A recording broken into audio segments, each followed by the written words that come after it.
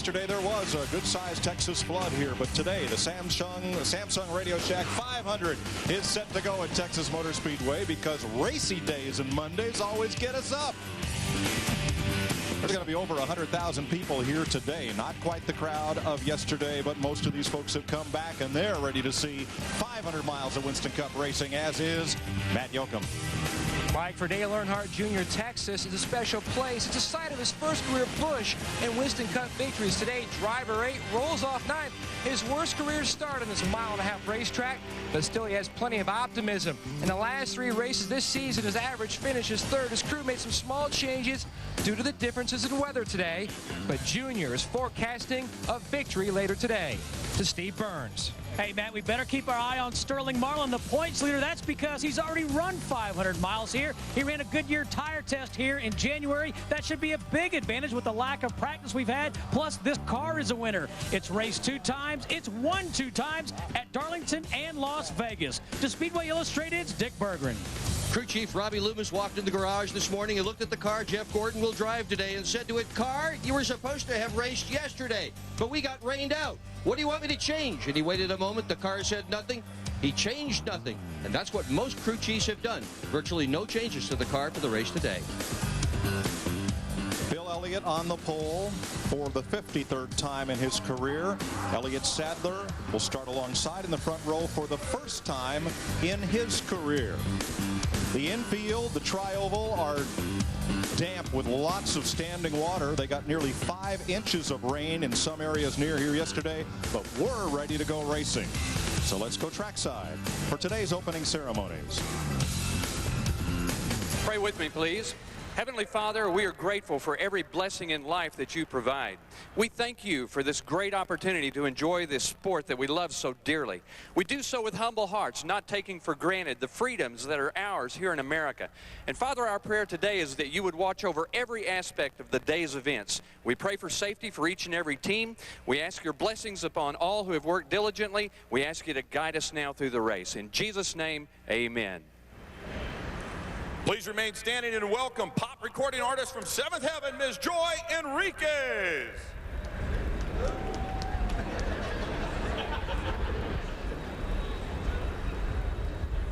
Oh, say, can you see by the dawn's early light what so proudly we hailed at the twilight's last gleaming, whose broad stripes and bright stars through the perilous fight for the ramparts we watched were so gallantly streaming, and the rockets recollect the bolts bursting in air, gave proof through the night that our flag was still there. Oh, say does that star-spangled banner yet wave for the land of the free and the home of the brave?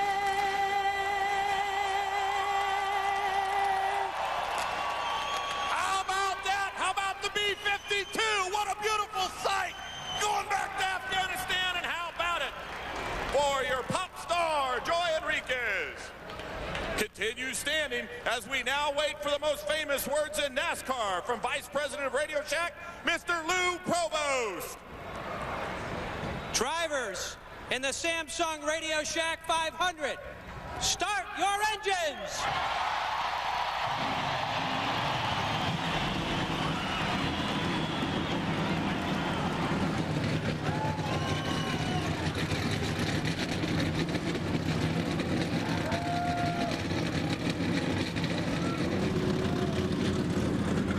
Was one of many drivers who walked out of their coach this morning saying, "I feel like the movie Groundhog Day." It's morning, we're in Texas, the radio goes off, and we're ready to go. The difference is this time it's not raining. It's been clear most of the morning. The sun has poked through a couple of times, the track is driver set to go racing. Hi, everybody. Mike Joy with Larry McReynolds, 3-time Winston Cup champ Darrell Waltrip. Darrell, we were all kind of low yesterday when we had to go home, but now, oh yeah, let's well, go. Listen, if you like Monday Night Football, you're going to love Monday morning racing, because I tell you, it's getting ready to get heated up here on this racetrack. No rubber down, and it's kind of a lot of unknowns, things that drive guys like this beside me crazy, but we're going to have a great race, I can assure you of that. We didn't even have to ask Bill the question. We just kind of looked at him, and he took his hand out, and he went like this. Flip a coin and let's see what happens. Well, you know, I went in the garage area at 7 o'clock this morning, talked to about 20 different crew chiefs, a lot like Dick Berggren did, said, what are you going to change? They said, what can we change? What do we base it? These race cars have not been on this racetrack since qualifying on Friday. The biggest load is off the engine tuners. Yesterday they pushed these cars to the line, had to be very conservative with the way these engines were tuned, because they didn't know when they were going to race. But now, more predictable, the barometric pressure is coming down, the temperature is going up, a little conservative on the jets, pulled some jet out. The engine guys feel good about the day. Yeah, the good thing is, the good news for everybody was they let them bring the cars back in and work on them since yesterday, so that's a good thing. We are ready to go racing in Texas for 500 miles. Glad to have you with us today on FX, some of our Fox affiliates. We'll be right back. Baggett? I may have seen another. Thought that was our flight. Our American Airlines flight was diverted. I expected fighter jets, but seeing that B-52 was pretty cool. All right, Bill Elliott is our Bud Pole winner here at Texas Motor Speedway, the 53rd career pole for Bill. He joins these other drivers in next year's Bud Shootout at Daytona. Since 1979, Budweiser's awarded more than $7 million as title sponsor of NASCAR's Pole Position Award. Chevy pace car leads them around as we look through the Walmart starting grid for today's 500-mile race. Dodge and Ford up on the front row. Ricky Rudd coming off third at Bristol. Michael Waltrip, who flipped in Saturday's Busch race. Dale Jarrett there. Stacy Compton, the highest Pontiac in the field, at sixth. Mayfield and Martin, the 1998 winner. Earnhardt Jr. scored his first win here 2 years ago. Ricky Craven. Steve Park, second here last year. Kenny Schrader finished last year here in the top 10. And as you have a look back through the starting lineup, Darrell, let's crank up that old radio here. Hey, Rookie, how you doing out there?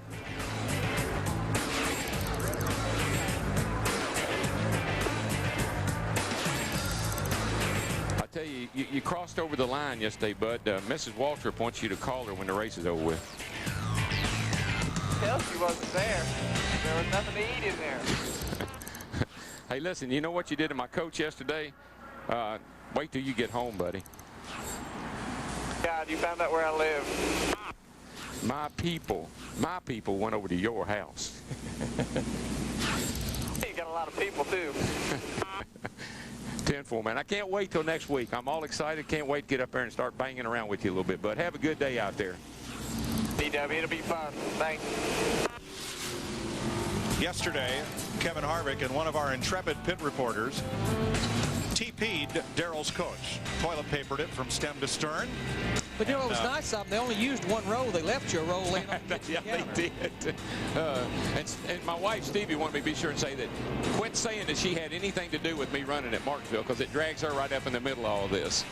Just a quick update, the entire row 16, which would be Matt Kenseth and the 17-car Frank Kimmel, they will have to go to the back of the field. Matt Kenseth and them, they had an engine problem prior to qualifying, broke a piston, changed motors before qualifying, but by the way the NASCAR engine rule is now, if you change engines throughout the entire weekend, you have to go to the rear of the field. Frank Kimmel in the 26 car wrecked in qualifying, as well as Robbie Gordon, the 31 car, starting 24th. He as well will have to go to the rear of the field and start this race. You know, that's the second time that Kenseth has changed engines and had to go to the rear of the field. He did that at Atlanta. Twice this year. And he came back and ran strong, too. Our Dr. Scholl's race analysis, 43 cars, full field.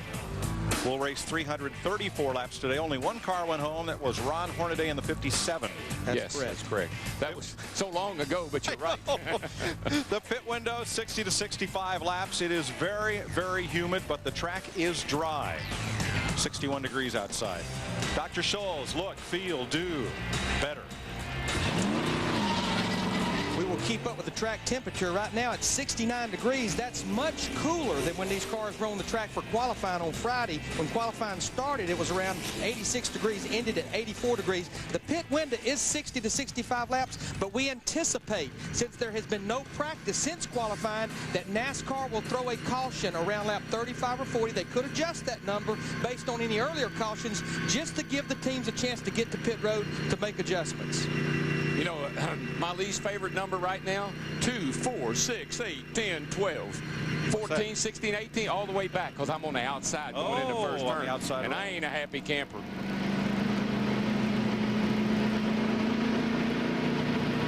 Riding there with Robbie Benson. You saw Robbie Benson. Man, we've been here too many days. We saw Johnny Benson. This is Robbie Gordon. You know what I meant. Mondays are just that way. I never the can 10 remember. car and the 31 car. There you go. Got a stick in his boat. And there's Sterling. And there's Dale Earnhardt Jr. Heating up those tires. That's what they're doing, folks. You're just moving that thing around, trying to get some heat in the tires before we take off here. There's no rubber on the track. I'm telling you, you couldn't have taken my power washer and cleaned this track off any more than they did yesterday. You know, they're putting heat in them. What they're also doing, Daryl, is I almost called you Dale, trying to scuff these tires in just a little bit. The teams would have liked to have in practice, if they'd have had practice on Saturday with the new track surface. Scuffing your tires, running every new set a couple of laps will help keep the temperatures down. It cures them. Didn't get a chance to do that, so if you can kind of scuff them in now here in the pace laps, it will help. Yeah, and I think that some of the Busch teams that maybe was going to do that for these Cup guys, they didn't get to run the whole race, so I don't think they had any tires to give to their compadres down here. Now, we didn't get to race yesterday, but there was some sports action involving Winston Cup drivers. Friday at Texas Stadium, Vice President Dick Cheney threw out the first pitch, and Saturday night, Johnny Benson throws out the first pitch at the Rangers game, part of a promotion between RadioShack, Benson's Valvoline team, and Major League Baseball. Couldn't think there wasn't a batter up there. He beamed him. Part of the opening day week celebration. And there's Johnny's car. And, of course, we remind you that baseball comes to Fox in June. All the way through the World Series. So we'll ride along with Benson among that car little whining today. noise that you hear, folks, that ding, ding, ding, ding, ding, that's the gearbox in the cars. These guys have got what they call straight cut gears. They're Jerichos and some Tex transmissions out there with straight cut gears. That's that whining noise, and you can literally hear that up in the car. There's no synchronizers in the transmission. These guys actually will shift. Once they leave pit road from a dead stop, they'll shift without even using the clutch, shift the RPMs. Right. Built that transmission for road racing, but everybody got to the point where they said, hey, let's run it everywhere, and it's really been a good thing. Much more durable than a transmission with synchronizer rings. Elliott Sadler outside the front row looking back at Michael Waltrip. We're on board with Bill Elliott, the pole sitter, a moment ago. The pole winner has never won this race. At least not the same year he won the pole. Average finish for pole winners here is like 13th. You didn't tell Bill that, did you? No, I didn't. No, me either. But, you know, he said on pole at Atlanta and never led an inch, Bill. So we'll see if maybe he can do a little bit better today. I didn't tell him that either. All right, we've had an extra pace lap to allow everything to come up to temperature and to let these 43 race engines put a little more heat in that racetrack. They're not coming around to take the green, are they? I believe they are. They're coming around to start the race? Absolutely. You got to be kidding. 2.5 days later, we are going racing at Texas. It looks like they got the green flag in their hand. They do. Green, green, green. Go, go, go. Boy, Elliott got a start here. Boogity, boogity, boogity. Yeah, he did. Yeah, Elliott did. 21 didn't. Elliott did, and Elliott didn't. That's right. Elliott Sadler. I think he was wanting to fall in behind him, but he just lagged back too much. Oh, man, you got to tippy-toe through that first turn. Ward Burton, Jeff Gordon, high and outside, and I don't mean the pitch. I mean that's where they're running. Boy, you got to be careful now getting in the third turn here up high. We saw it yesterday. Easy, boys, easy. Darrell, the back of the pack was 3 wide into turn 3. Oh, gosh. Boy, those guys in the second groove, they can't go anywhere right now. No grip at all. It's hard enough to go at the bottom of the racetrack. Stacey Compton loose. Holds on. Oh, whoa. Dale Jarrett right up his tailpipe. That's what made him loose. And that's not unusual. No rubber on the racetrack, a car will be loose. Anticipating as the rubber gets down, the car will start to tighten up. Up on the outside, Steve Park, Kurt Busch, Jeff Green, Rusty Wallace, Dave Blaney, and Hut Strickland. Everybody else in the bottom groove. Even if you got to fall in line in 29th, 35th, whatever, getting to the inside is just crucial right now. What I'm telling my driver, trying to wreck over there to get in the bottom. Sean had just got a piece of Sterling. what I'm telling my driver right now, remind him, we get a caution here at about 35 laps. Just take it easy. I'll keep you posted where the leader is. Does this look like take it easy to you? Absolutely not. They don't listen normally. Well, track position is so critical, and some of these guys know they need to pass them all, and pass as many of them as you can right now. Kurt Busch falls in line behind Jimmy Spencer. Sterling Marlin finally works his way to the bottom of the racetrack. See, it's so tempting to go to the outside because everybody bottlenecks up trying to get to the bottom, and man, you get a run and you want to go around a bunch of cars on the outside, but whoo, you got to be careful. In the 3 wide. Whoa, no, please. Didn't think you could do that. 3 wide, back to 2 wide outside. I love the spot. Yeah, so calm. They never get excited. But Jeff Green in the 30 car didn't take him long to get back down to the bottom after he got behind these guys.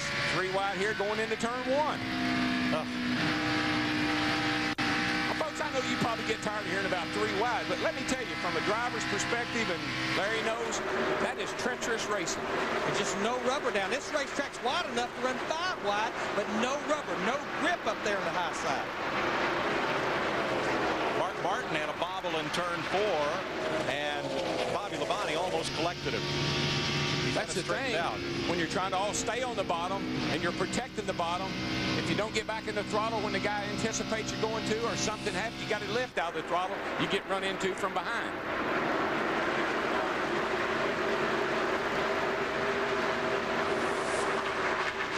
Green through 6 laps. It's the first time that Bill Elliott has led at Texas, and it's the first Winston Cup race he has led this year. Yeah, he started on the pole at Atlanta, you know, but he never even led the first lap.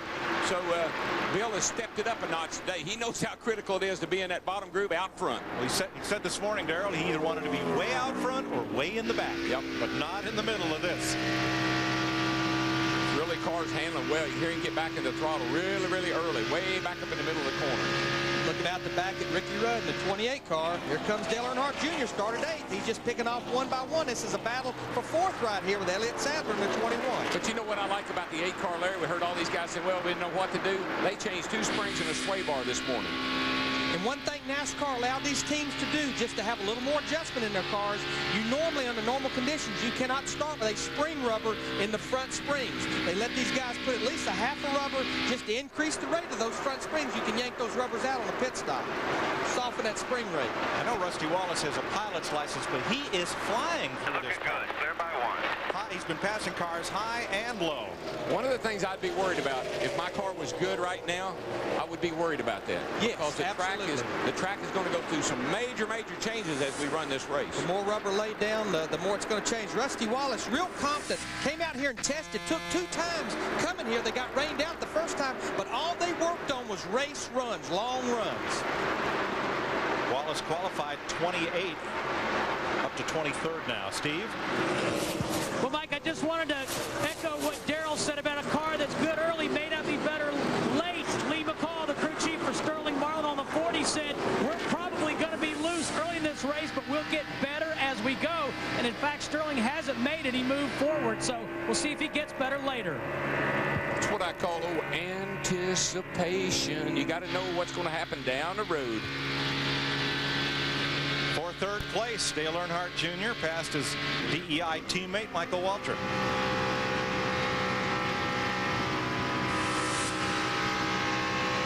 Bill Elliott has led every one of the 10 laps. Ricky Rudd, though, now has run him down and is just 2 car lengths off the lead.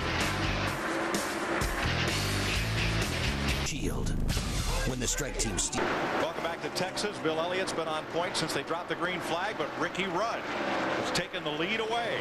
Darrell, it almost looked like Bill knew Ricky caught him. No sense in pressing the envelope this early in the race. You could see him kind of move high, let Ricky take the lead, getting down into turn one. Ricky Rudd and that 28 team, they're another team that came here and tested, one of about a dozen teams, and you have to feel with no practice in race runs, that could be the teams that could prevail that has those 2 days of testing. I believe Fatback's got that old 28 car tuned up today. He's been, they had a good finish there at Bristol, finished third. I think they picked up a little momentum coming into this weekend. They tested here, what, Tuesday after Bristol? I think that's right. They tested for 2 days. 20 car looks like it's moving along pretty well as usual. Kyle Petty and Sterling Marlin, two Dodges side by side with Rusty Wallace's number 2 Ford in the mix there. Casey Atwood off the pace has come to pit road. Yeah, he was backing up big time. I don't know if he's got a tire problem, engine problem. He's got something wrong though. We were looking at Sterling Marlin's car here. He's the one back in January for the new repaving job that the racetrack did here, did what we call the tire test for Goodyear, to come here and determine what tire they wanted to run. And Darrell, you know all of that testing's done in race configuration. But this car of Sterling, it's undefeated. It was brand new. He won Las Vegas and he won Darlington. Boy, that 49 car, Shauna over there, she took off like she was headed to the wall, but she caught it.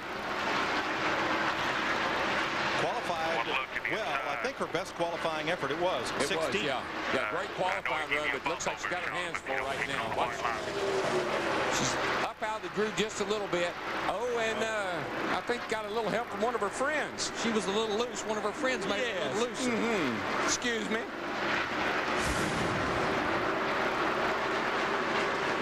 That's Atwood coming back on track, trying to get up to speed in the 7th. You know, here's a guy started 26. Texas has not been that good to him. That's where he's running right now, so he's really not making up any ground. Matt Yoakum, what's going on with Jeff Gordon? Larry Mackey actually faded back to 33rd, and as you mentioned, climbed back up to where he started. Robbie Loomis watching the car go in to turns 1 and 2. Robbie, what's wrong with the race car? The car just started out extremely loose. It's coming to him a little bit now. Seems like it gets a little nose weight in. He's going to have to wait till that lap 35, tighten it up at some point. Well, as Larry mentioned, this has not been one of his best racetracks. In fact, Mike, this is his worst racetrack on the circuit. His average finish here, 26.5. Okay.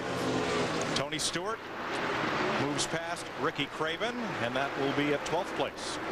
Talk about nose weights. You know, these things got 22 gallon of fuel in the back there, and as it burns off fuel, if the car's loose, it will tend to tighten up because it'll put more weight on the front tires, and it'll take weight off the rear tires and tighten the car up a little bit. And you have to believe that's tightened up. Plus, again, a little more rubber. The longer they run, putting that rubber down, that's going to tighten them up as well. And more likely, a guy would probably don't enjoy driving a loose race car, but you can tighten the thing up with air, wedge, and other things. But Darrell, how many times have you been in this situation? The first couple of pit stops, you do 3 or 4 or 5 things to tighten it up. By the end of the race, you've undone all of those things, plus then some to free it up.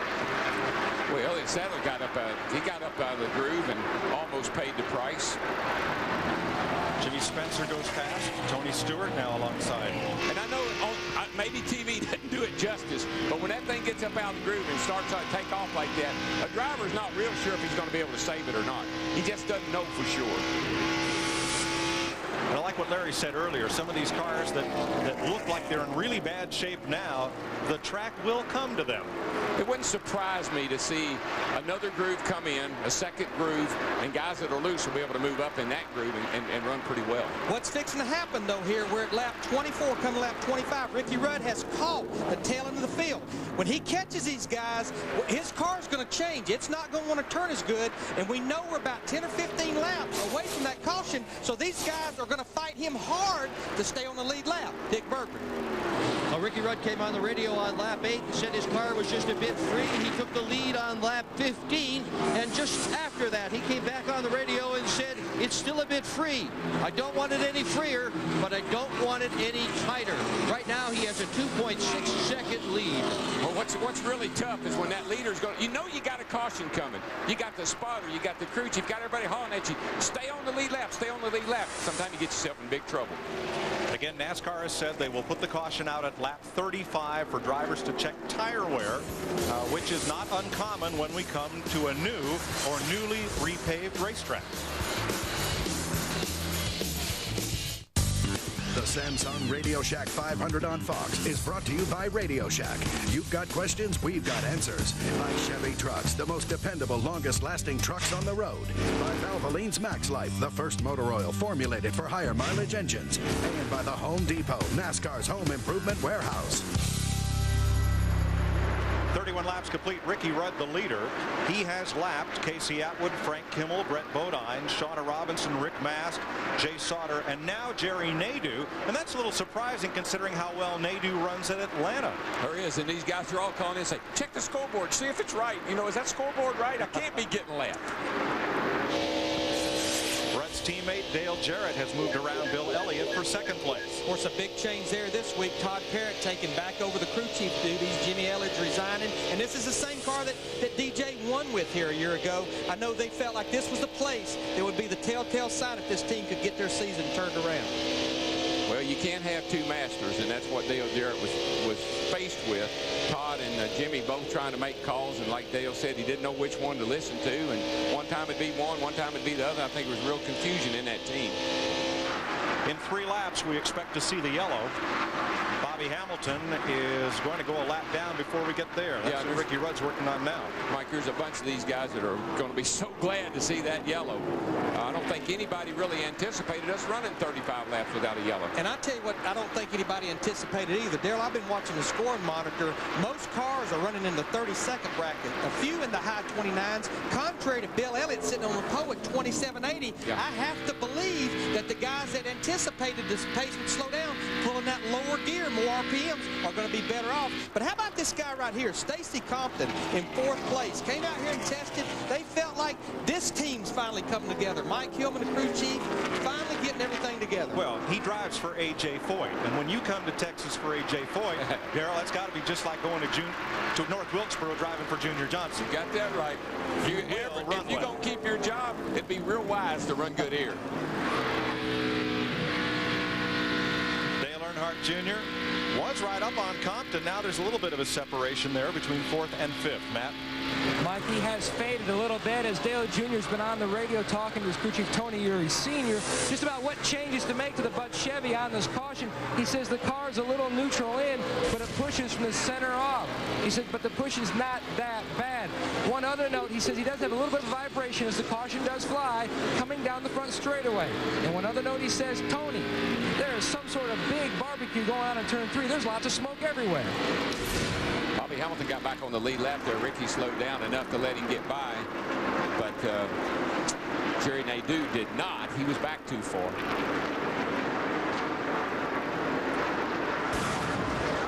Now, when the caution came out, it was Robbie Gordon just ahead of Ricky Rudd in danger of going a lap down. That's because the caution was coming out. I'm thinking Ricky probably wouldn't have, obviously didn't force the issue, and probably wouldn't. You see Bobby Hamilton coming about on the inside here to get back on the lead lap. And Robbie Gordon saves from going a lap down. And you might say, that Robbie Gordon, I can't believe he did that. But folks, I mean, we're 35 laps into the race. Job to do that. You know, Ricky's leading, and you're going to have a caution. Give me a break. No question, pit road will be busy. Everybody 4 tires, making those adjustments. Crew chief doing some serious interrogating right now. What's your car doing? The scanners are busy. There are your leaders in amongst race traffic.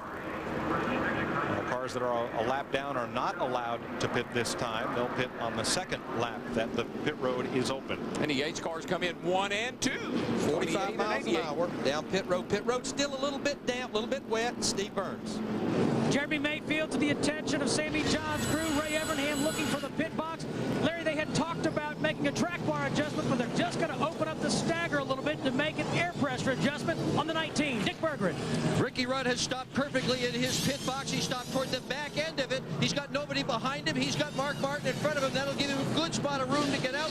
No changes. The car is absolutely the way Rudd wants it. Here in the 9th. He is already down to the way, but Ricky Rudd will beat him off. Elliott will come out 2nd. They made a track bar adjustment and air pressure adjustment. Elliott was happy with the car on entry, but it was tight from the center off. Stacy Compton came in fourth and lost, looks like about 8 positions. Yeah, he lost a bunch. So 37 laps are complete. This first caution flag, the drivers were told in their meeting that NASCAR would waive a caution at 35 laps so they could check tire wear. That's where we are here in Texas.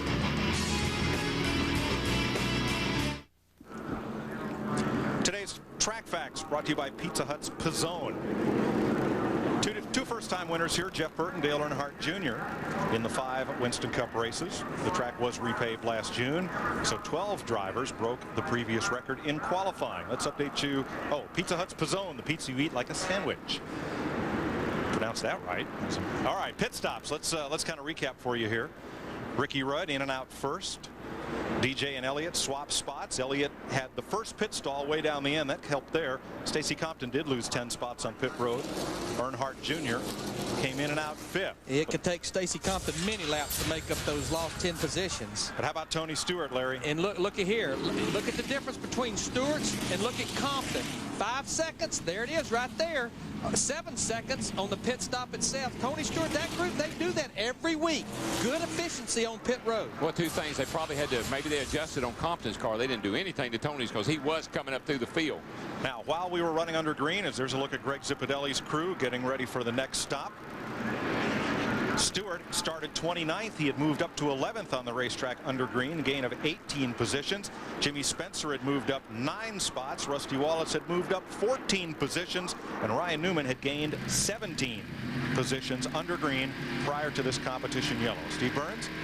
Mike, as we said, Sterling Marlin wasn't making any moves to the front. On that stop, they took 1 pound out of the right rear, 1 pound in the right rear, and the big adjustment, Larry Mack talked about it, they took a spring rubber out of the left rear spring to Dick Berggren. The tires that I took a look at that came off the cars that are around me all looked very, very good. No tire problems at all. Elliott Sadler started in 2nd position. Car a bit too tight. He had dropped back to 14th spot, came out of the pits in 16th. They worked on tape, and they also changed the track bar. How about Ryan Newman? He gained 17 positions on the racetrack and another 9 positions on his pit stop. Well, you know, we were shocked to no better than qualify. We're getting ready to go back to green here, and they had a problem. We'll talk about that later. We can talk about that a little bit here. That's much more important. Absolutely. Get ready. Green flag. Bill Elliott trying to, or rather Ricky Rudd trying to keep Jay Sauter in the Dave Marcus 71 a lap down. Good bit of scrambling further back. Yeah, there were some things going on back there that I'm not sure was totally legal. You mean like passing on the inside before the line? Yeah, I'm not sure if that's all right or not. We'll find out, I guess. Boy, look at Stewart. Whoa, he's on the high side right there. This is lap cars. It's blowing right there in the lap car in front of him. Jay Sauter in that 71. He's going to try to split them, but I don't think that's going to work, Tony. Well, Brett Bodine eased up and gave Tony a spot to get in that low groove, or, as Ken Schrader says, it could have been big. In the middle of all that, he went by Dale Earnhardt Jr. for the 5th place. Here's a pass for the lead teammates. Dale Jarrett at 88. He's going to bring Bill Elliott with him. Ricky knew he was too high to get down in the corner, getting into 3. Well, he was very smart. He didn't want to cut down in front of DJ because he knew he had a big run. Don't want to cause a big wreck right here in the front of the field. Knock himself out early. Good job on the spotter's part. Right now is when everybody's got to be on their toes, drivers, spotters, everybody, because these cars bunched up this way with new tires. Somebody will get loose, low air. Don't want an accident right now. You know, Mike, we look at Bill Elliott running in 2nd, the 9 car, and Jeremy Mayfield in the 19 car. It's one of the few operations, and we talked to Bill this morning, that had no team come out here and test it. Bill didn't come test. Jeremy didn't test. Casey Atwood did test. It's one of the few operations that at least didn't have one team to come here and test that they could draw information from. But I believe that's a culmination of that Dodge philosophy. All 10 teams working together. All the cars don't have to test because of the way they operate. Yeah, they share a lot of information between the 10 teams that Dodge supports, one of which right now is having some problems. Matt? Mike Warburton is struggling in his 22. Tommy, besides pulling out the fender, what did you do to the car on the last pit stop? We don't have any radio contact with him, so we really can't tell what's going on with the car right now. But we're throwing some parts in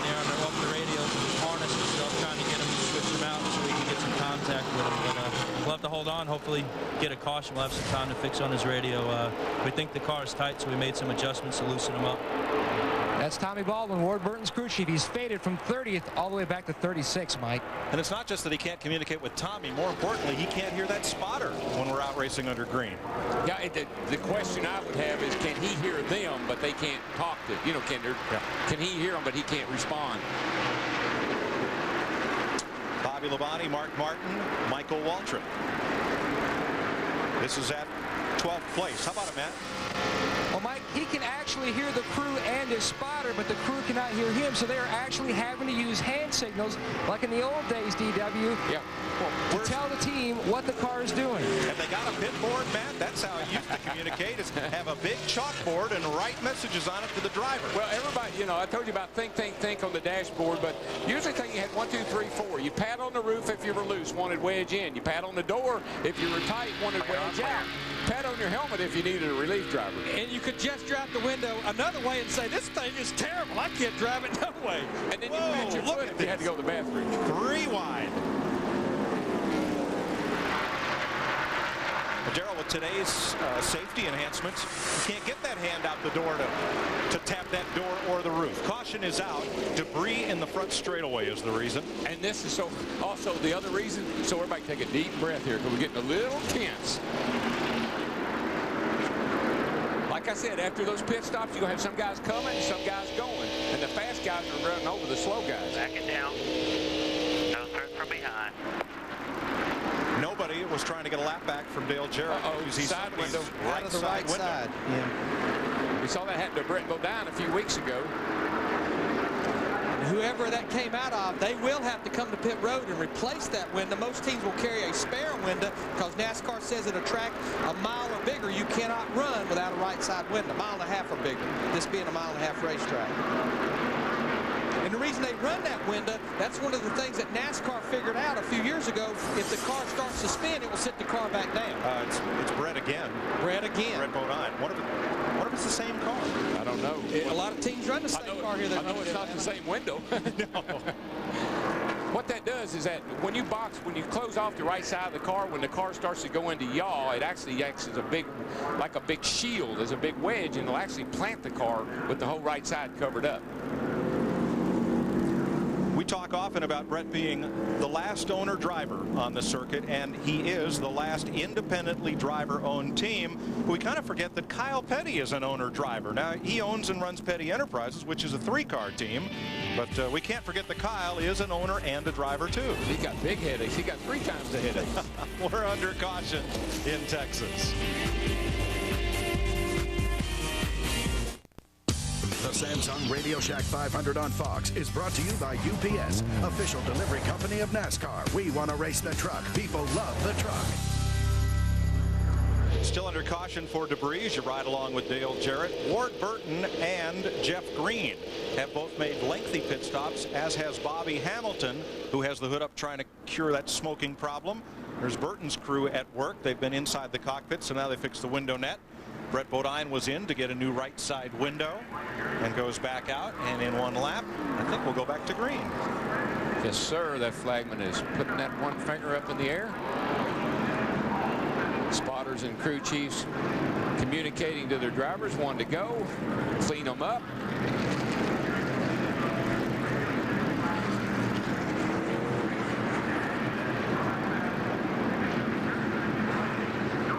Today's Ford no boundaries moment. It's been no boundaries for the Jack Roush team in 2002.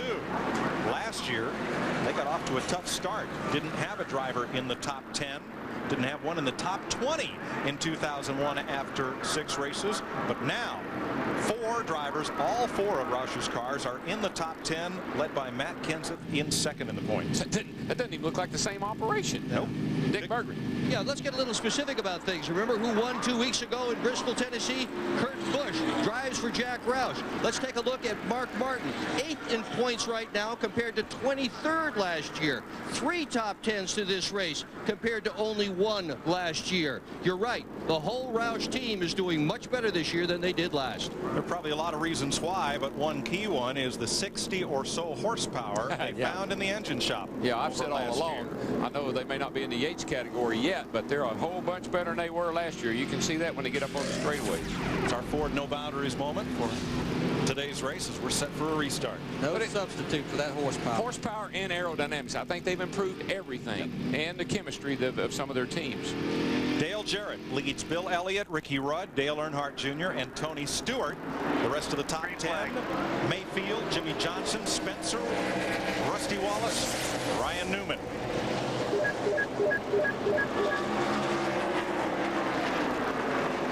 Again, these cautions are falling just right for some of these guys. Another chance to improve the car, because we didn't have any practice. So every time some of these guys come in, they're going to continue to get better and better and better. And most of the leaders, they decided not to give up that track position after only running 7 green laps. But the guys at the rear, nothing to really lose, come in, not so much get fresh tires as much as make those adjustments. Yeah. Remember when the first caution flew, as we watched Jimmy Johnson and Jimmy Spencer go at it side by side, this man, Robbie Gordon, was in danger of being lapped, and he had to change lanes to keep Ricky Rudd from lapping him before the caution. He's had good pit stops and improved on his car. He's up to 16th. And to add another element to it, just remember, no laps at all this week with this race car. Wreck qualifying, racetrack was never on the race car was never on the racetrack. Jimmy Johnson trying to work in that high groove. He had a run on Jeremy Mayfield, but there's Shauna Robinson. Frustrating when you got to run on. It's going to cost Jimmy a lot of spots because he can't get down out of behind Shauna. Get in there. Well, boy, he tried. Just wasn't enough room. He had his blinker on, but nobody was noticing. But look at Bobby Labonte right behind this group in the 18 car, pulling up beside Ryan Newman in the 12. He's on the bottom.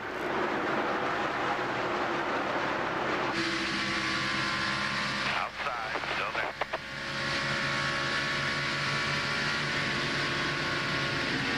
Outside. Well, now the lap car's on the inside in front of Wallace.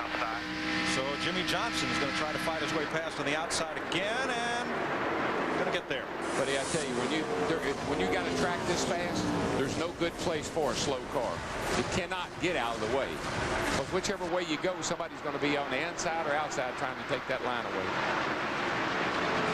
You know, Darrell, as we look at Ryan Newman in the 12 car, we had talked about him a little bit earlier, started 36, and I think we were all shocked. Yeah. That we just knew we couldn't wait to see Ryan Newman qualify here. But I talked to his crew chief, Matt Borland, found out what happened to that race car. They never got a lap in on Friday before qualifying. His actual full first fledged lap for qualifying was when he qualified. They had the car so soft in the front when the right front tire would travel, it was actually rubbing the shock boat up on the roll cage. They had to pull that out and completely weld a new bung in it. So his really first authentic lap, full-fledged lap, was qualifying. And we heard him say that he took all the stuff that Rusty was doing this week, unlike Rusty tried to do in the past, and did exactly what Rusty did for the race. With Rusty testing here, he said, I sure hope their setup's as good as they think it is. Yeah, they left here real happy, I know that. During that caution, several cars made extended stays on pit road. One of those was Bobby Hamilton. Steve? Yeah, Mike, the 55 was on pit road on 3 separate occasions. They found a bad power steering line. They thought it had come disconnected. It was actually just not working. So that's why the 55 was on pit road. Let's go to Dick Berggren. Jeff Green, car number 30, also had an extended stay on pit road. The car had been handling very poorly. The long stop was to hook up the rear anti-roll bar. To Matt. Dick, Stacy Compton's fans might have been wondering what happened to the 14 car under the previous pit stop. They didn't have any trouble as far as servicing the car, but he was blocked in by Michael Waltrip when he tried to leave, so he lost a lot of time. Went in 4th, came out 14th, currently rides in the 15th position. One other quick note, Mike, Ward Burton does have his radio fixed. They found the problem under that last stop. Thanks, guys. Those were the 3 cars that made long stops. And one of the things that we've heard the Pontiac guys complain about the most, I think, Chevrolet's probably got theirs fixed this week with the kick out they got, but the Pontiac guys don't like their cars in traffic, and Stacy complained about that a lot, said they really helped the car. So we'll see how he gets up through the field. And, of course, Pontiac has a brand new car coming next year that I'm sure is going to look a lot like a Taurus or Intrepid. Very round car. If I was building a new car, that's exactly what I'd make mine look like. You know, just to talk about the 30 car, they hooked up their rear sway bar, anti-roll bar, as Dick Bergman said, and that helps the car turn. It increases the rear spring rate of the car, and normally they have it where it's on a quick pin where you can either hook it up or unhook it quickly. The history of this track has always been you can get into the corners pretty good here, but you carry so much exit speed that the car wants to push. You just about knock the wall down off of turns 4s and 2. So a rear bar will help the car really free up and turn up off the corner. A lot of guys don't like them. It changes the driving characteristics of the car, but if you can drive one, it's the way to go sometimes. Did you like it? At short tracks I did, where you really needed the car to turn quick and sit down and go fast. Like at Martinsville, it'd be a good thing to have. Here, high speeds, I was always a little skeptical. And the transition, when the rear bar, when everything finally loads up and that rear bar actually takes control or takes over, the driver don't like that transition it goes through. It makes the car drive differently. A lot of them trying to drive the cars when they were letting them run down on the rubbers on the front. Strickland in front of Elliott Sadler there as we go back up front to Dale Jarrett, who now leads this race by 1.6 seconds over Bill Elliott, Dale Earnhardt Jr., and Ricky Rudd. Larry, that's one, all that we're talking about is one of the guys at home is sitting there, what are they talking about? What's that? What's this bright light? Yeah. Oh, it's the sun is out. Oh, it's the sun. Here comes the sun. That'll change things. Do. Or day or dog, whatever.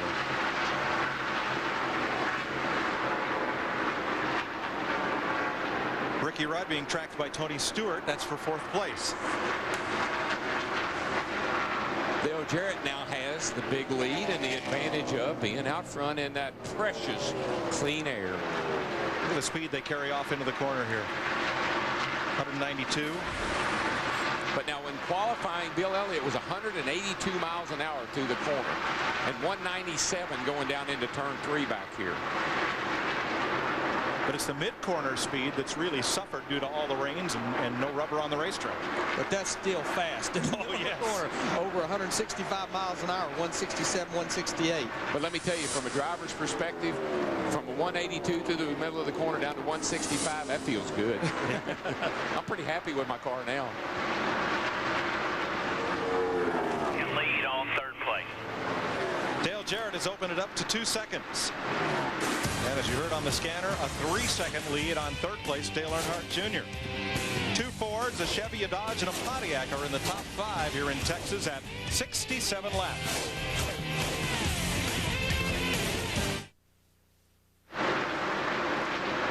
Dale Jarrett has led 30 of the 72 laps thus far. Ricky Rudd and Bill Elliott have also been on point for the Samsung RadioShack 500.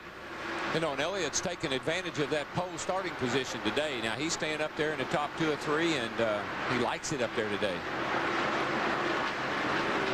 Bill's obviously got a pretty good hot rod. He beat everybody qualifying by about a 10th, a couple of miles an hour.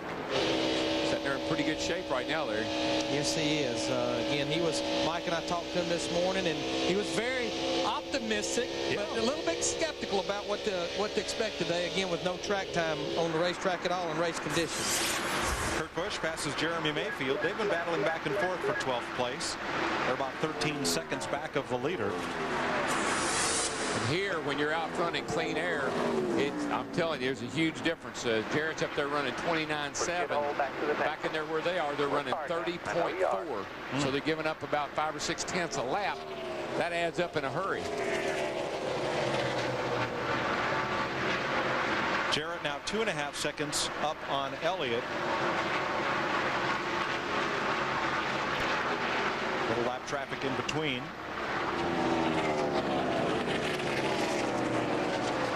But one of the biggest surprises has been our 2nd place point man, Matt Kenseth, who started this race from the back, 41st, and has now found his way up to 11th place. It's incredible that I guess I would be surprised if they probably aren't on the same strategy they were at Atlanta when he did that and came back and had a great race and finished 4th. Just remember, he qualified 31st, but had to start at the back because of having the engine problem before qualifying. They broke a piston, put a new engine in to qualify, but by the rules, regardless of when you change the engine, you have to start at the rear of the field just as if you were going to a backup car.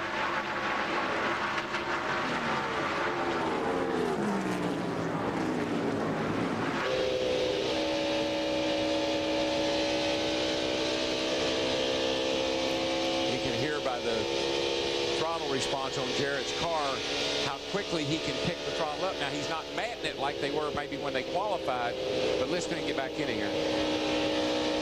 Park throttle, gets about half throttle, and then mats it when he gets the car turned off the corner well. Rolls out of it way before actually getting to the corner, but as you say, well before the center starts picking that throttle up. The way his season started, some of his fans were wishing he would have raced the truck. One top 10 finish in 5 races. Very uncharacteristic start. And probably the biggest thing was uncharacteristic is 2 engine failures. Something that don't happen with Robert Yates, Doug Yates engines very often. Had a good car at Rockingham when he lost him. Yeah, he's leading the race at Rockingham. They can let him down. Bill Elliott second, Ricky Rudd third. The pole sitter now 2.8 seconds off the lead, Matt.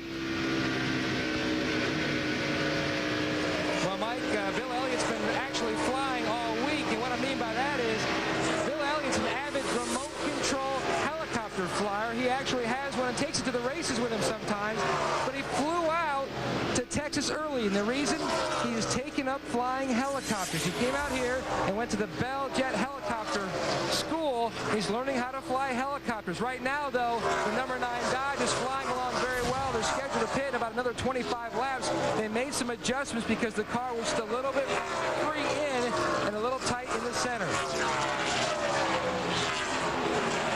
Boys and their toys.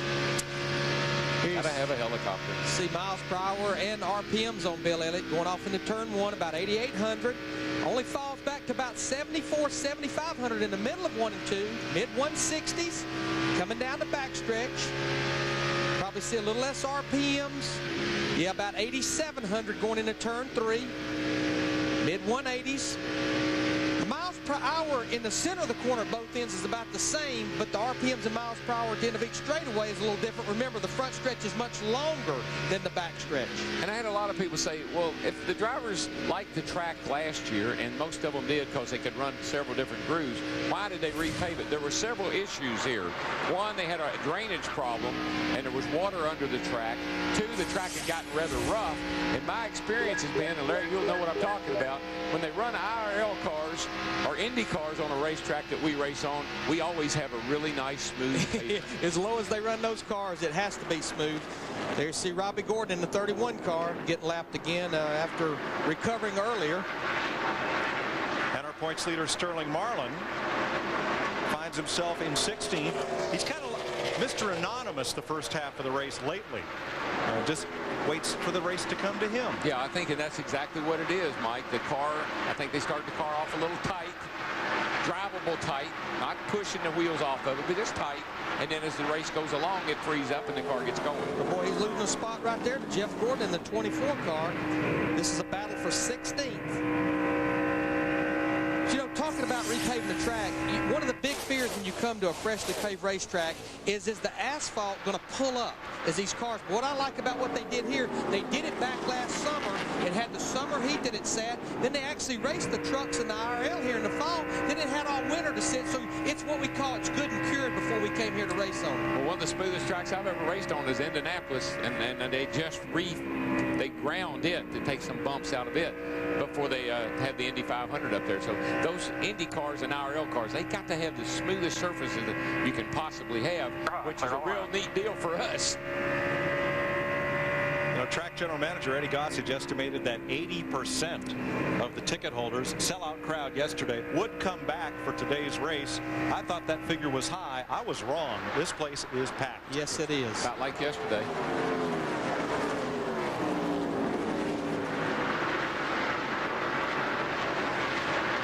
I think our sport has become so popular that you can get an excuse to miss work on Monday if you got to go to a NASCAR race. I think that people say, that's okay if you're going to the race. I know you can. Are you saying production in the Fort Worth area is a little down today? Down today. 85 laps complete. Dale Jarrett has built up a 5-second lead.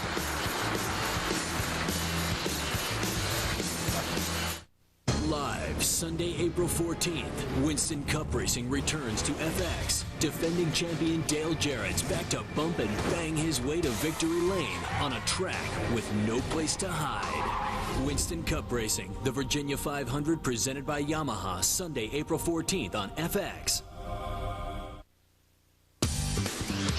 Samsung RadioShack 500 on Fox is brought to you by Ford. No boundaries.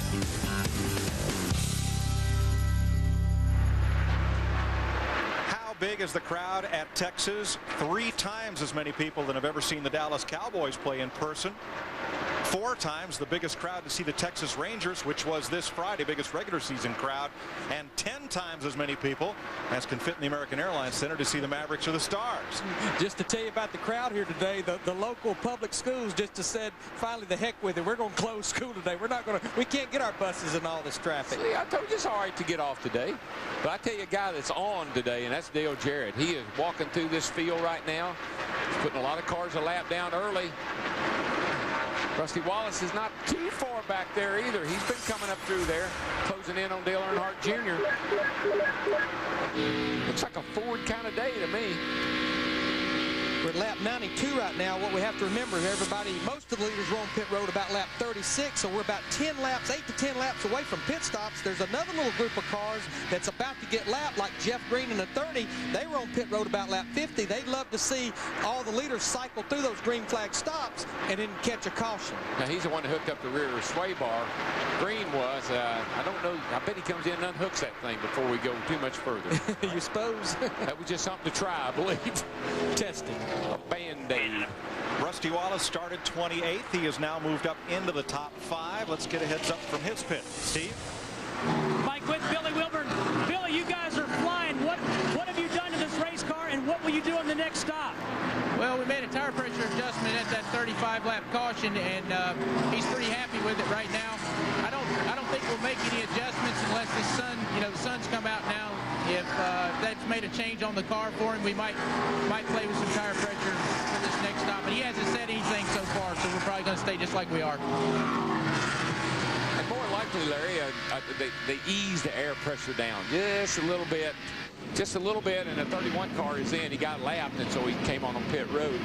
But the crew chiefs will ease that air pressure down as they go along. Here comes the 19. Yeah, just lowering that air pressure, it'll just give them more grip on a longer run.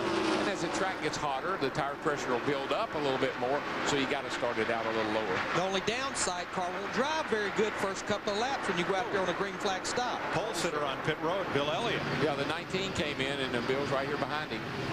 Larry, this a little early considering we've had 2 cautions? A little bit, but a lot of these Dodges, we've seen the fuel mileage has not been exactly what some of the other cars are getting, Matt Yoakum. Well, Larry, Bill Elliott came on the radio talking to his crew chief, Mike Ford, as he counts him down into his pit about how the car has started to go from neutral to tight up off. So they are going to make a wedge adjustment. Bill Gould with the wrench, who actually during the off week went back to Ray Evernham's old stomping grounds, Wall Stadium in New Jersey, and won his first ever feature in a street stop. They also made an air pressure adjustment in on both right side tires to help that car turn. 14.7 seconds. Good stop. Kyle Petty is in. Now that's another Dodge.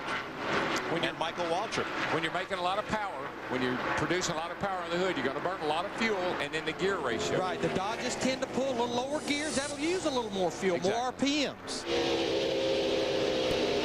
Heavy traffic, rush hour in Texas at 98 laps. And a lot of cars come on pit road now, so, it's like first time one good car comes in, here they all come. Jimmy Johnson's in, Kurt Busch is in, Rick Mast is in, and Stacy Compton, Terry Labonte.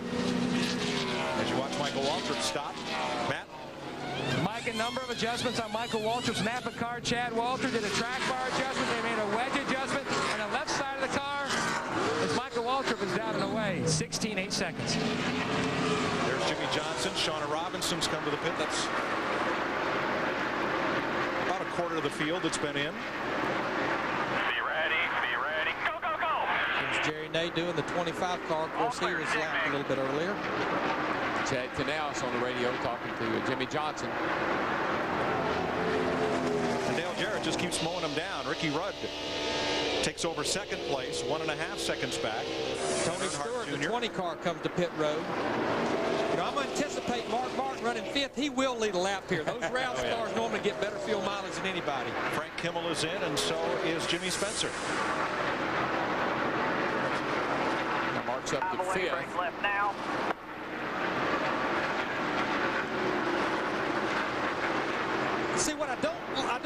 look here is Jimmy Spencer in the 41, Tony Stewart in the 20. If I was their crew chiefs, I'd have talked a little bit, and I'd have tried to get these cars on pit road in separate laps. What we don't see from that angle, though, Larry, is Spencer. He's way at the back of that pit box, so if he beat Tony out, he'd have clear room to swing out. But you're right. Ideally, you'd stop on a different lap than the car right in front of you. Here's our point-standing runner-up, Kenseth, along with Jeff Gordon, Bobby Labonte, and Johnny Benson on pit road. And these are fairly good-sized pit boxes. Here comes Jared.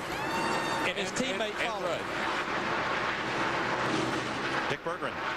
Well, Jeff Gordon has moved forward today. He's had a very good run after starting in the back of the pack. He had been running in the 13th spot just before this pit stop. Dale Jarrett is going to be coming into pit right behind him. Jarrett, strongest car in the field so far today. Virtually no change necessary to the car. He says he's just a bit tight coming off the corners. That's not so bad. It's better when he's in the lead than when he's in traffic, however. Traffic does seem to bother the car. So far, 4 tires stopped. Everything's just fine. Ricky Rudd out as well as Jeff Burton, Buckshot Jones, Rusty Wallace, and Dale Earnhardt Jr. come to the pits. And guess who just led that lap? Mark Martin. Mark Martin. Sterling Marlin is in as well. Steve? Like Rusty Wallace said, they contemplated taking a piece of tape off the nose to affect the handling. Rusty Wallace said, no, let's leave it the way it is.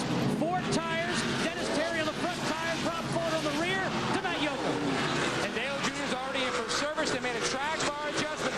He said his car was still tight up off the corner. He couldn't get the car to turn. And Jr.'s gone.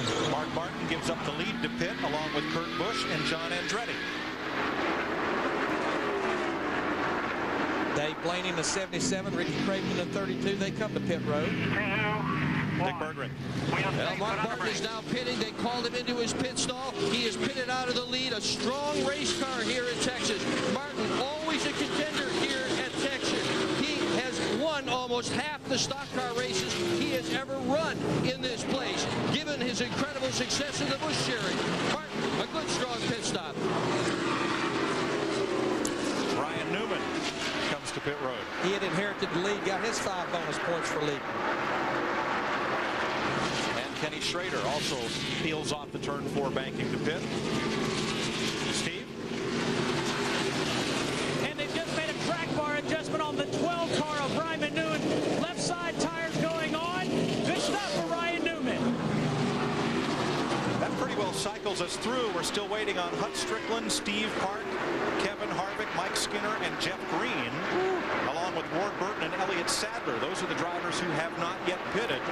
Boy, Bobby Labonte got a run off of 2 over there, while Skinner and Harvick were side by side and took them both. Skinner and Harvick on old tires, Labonte on new tires. And it will be a few laps before they come in, because remember, they were some of the cars that pitted about lap 50, so they had about 7 or 8 extra laps that they could run. Hoping for that caution flag. Hut Strickland, driving a Bill Davis Dodge, has taken over the lead here in Texas at 106 laps. The Samsung RadioShack 500 on Fox is brought to you by RadioShack. You've got questions, we've got answers. By Fram, who reminds you that there's no better feeling than that of a job well done. By Dr. Scholl's, look, feel, do better. And by Miller Lite. Life is best told at a place called Miller Time. Welcome back to Texas. Leader Hut Strickland made a pit stop, and Kenny Schrader had to come back in to remove this wrench. And it cost you a lot of time. The Steve Parkin, the 1 car who had went up there and taken the lead before pitting, had to come back to pit road. He had a lug nut missing off the left front. And now Kevin Harvick, the last driver to pit, comes onto the pit lane. Jeff Green just completes his stop. So Harvick picked up the lead. That'll hand it over to, well, now I said the last driver, but Elliott Sadler and Ward Burton have yet to come in. Excuse me. So here's Harvick.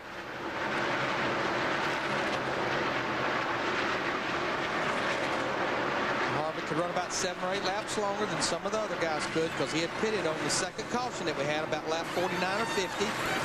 Hoping for that caution.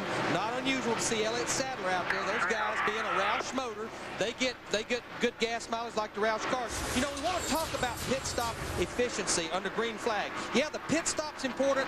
From here to here, you have to do 45 miles an hour.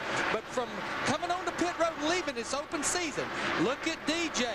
Look at the difference in him, and look at Dale Earnhardt Jr. versus his teammate Ricky Rudd. Ricky Rudd had the better pit stop.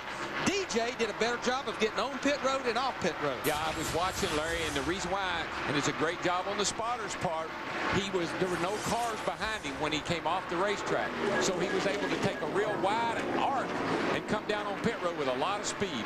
Now, Elliott Sadler's in double trouble. He's the race leader, but as soon as he pits, see the car right behind him, Dale Jarrett's going to pick up the lead, and Sadler, when he comes back on the racetrack, might be a lap down. Yes, he very well may. And I want to explain that lap. What that is, that's actually 2 laps. It's crossing the start-finish line, going around the racetrack, coming to pit road to make the pit stop, leaving and come back around. I think where the real difference is, Darrell, who will attempt to run it the fastest through 3 and 4, still get to pit road and get to 45 miles an hour safely. Yeah, I like Formula One racing on speed, and Michael Schumacher is an absolute genius when it comes to running a really fast lap just before he brings his car into the pit lane, and he gains a ton of time. He's the world's best at getting in the laps. So for ease of explanation, Larry, we'll call that the in lap and the out lap. 2 laps combined put together. With the pit stop, as they call it in Formula One. For Rusty Wallace in the 2 car, he just drove by Dale Earnhardt Jr. and Bill Elliott. That's a pass for the 4th position. Ward Burton has made his pit stop. So Elliott Sadler, who, as Larry pointed out, is out of sequence with some of the leaders, has been passed by Dale Jarrett. I just think it's incredible, Larry, that the guys that came here and tested, and Rusty Wallace, you never hear him talking much about testing. He'll usually let Ryan Newman go do the testing. But he came here, they worked really hard, and man, it's paying off. Well, and the reason it's paying off, we've talked about it several times, nobody else other than teams that came here and tested got to make any long race runs for lack of practice yesterday.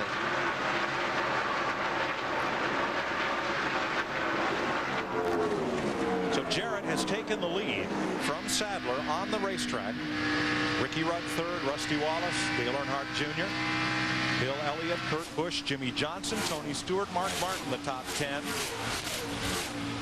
And you see that Sadler on those worn tires is well off pace with the rest of the leaders. But he's doing all he can to hang with Dale Jarrett, because when he does pit, he wants to be right there with the leader when he comes down pit road.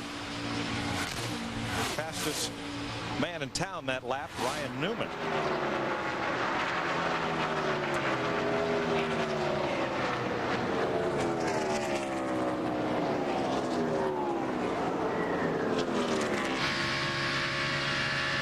Rusty Wallace working Jeff Burton. Clear. And now Burton has gone a lap down. Boy, I tell you, just from a driver's perspective, how they jump back in that throttle so early. It just creates so much corner speed. Outside is clear. I mean, he's not even to the center of the corner, and he's picking the throttle up. That's a product of a lot of grip. Inside, your call. Look in the upper right corner of your screen and how he is eating into Dale Jarrett's lead. About at 28 seconds place in front of you. Clear all around. Well, let's see. We got a Ford first, a Ford second, a Ford third, a Ford in 4th. Kurt Busch is in a Ford in 7th. Mark Martin's in 10th in a Ford. Let's show you the interval. There is Jarrett and Rudd right there. And Wallace gaining on the 2nd place car. And I think, Mike, that a Ford is really good for this racetrack because it's balanced well. They can run enough tape on the nose to keep the front down. And they got good drag numbers. They make a lot of power. 3 Fords at the front of the field trying to put Chevrolet 0 for 6 for the season. And Elliott Sadler's trying to run 3 more laps to make it on less stops than everybody else. The Samsung RadioShack 500 on Fox is brought to you by Singular Wireless. Never pay long distance or roaming again. It's a singular nation. Past 1/3 distance here in Texas. Dale Jarrett leading mile by 3.5 seconds over Ricky Rudd, Rusty Wallace, Earnhardt Jr., Elliott, Kurt Busch. And we need to get our pit producer, Pam Miller, if you could get up here right away with some double A's, or maybe even a backup calculator, because this and what Larry's got will not last the whole race. It's been smoking, had it. I'm filling up. We're not even halfway into the race But yet. you always have to figure a race like this. It has a green flag look to to it. Yeah, as a crew chief, you don't worry about it. You just keep driving for it. Shut up and drive, right? I'm going to tell you what kind of strategy, and I don't think it'll pay off. Maybe should this thing go green for Elliott Sadler to win the race because he's 2 laps down. But there's no question he ran 70 laps that time. He has to run 71 more time, 71 laps twice, and he can make this race on 1 less stop than everybody else. But if you're going to keep falling laps behind, I mean, so what? Robert Yates is working his stopwatch and doing his own calculations. Now, the way Sadler got 2 laps down, by staying out on worn tires, Dale Jarrett on fresh tires was able to catch him. When Sadler pitted, Jarrett had already passed him for the lead. Pitting under green, he lost a lap. So it's a downside. You maybe won't turn it into a win, but you can turn it maybe from a 20th place finish to a top 10 finish. I guess it would depend on who you're racing. Maybe he's not racing Dale Jarrett. You know, maybe he's looking for a top 10 or so finish using that strategy against cars that he thinks he can beat. That was one thing I always try to tell Jeff and the other guys is, don't tell me about Dale Jarrett. Tell me about people I can beat, because I can't beat him. We're running on record pace. The race record set in 1999, 144 miles an hour. Right now, the average speed, almost 157. Lap speeds are about 29.80. That's what Jarrett's running. That's down, what, Larry, 2 seconds from qualifying speed. 2 seconds, and that's about 15 laps on fresh tires. And the speeds have come up a little bit from what they were earlier in the race, and I think that's just because the track's starting to come in, as they say. Jimmy Johnson looking for his 5th straight top 10 finish. Guy's consistent, man. DW, he's currently riding in the 7th position. His crew chief is Chad Knaus. Chad, you made a track bar adjustment on the last stop. How is your race car now? It's pretty good right now. The Lowe's Chevrolet is just running really great. Jimmy's doing a good job. We were a little tight, so we made a track bar adjustment, freed him up a little bit. Early on in the run, it's a little bit unstable, but as the air pressure builds up, it's really good.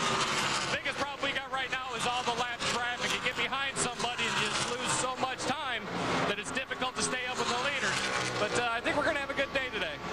This team is doomed. He's currently riding in the 7th position. He's hoping to join Jeff Burton and Dale Earnhardt Jr.'s drivers to score their first wins here at Texas. Hey, there's your Texas 2-step. Yeah.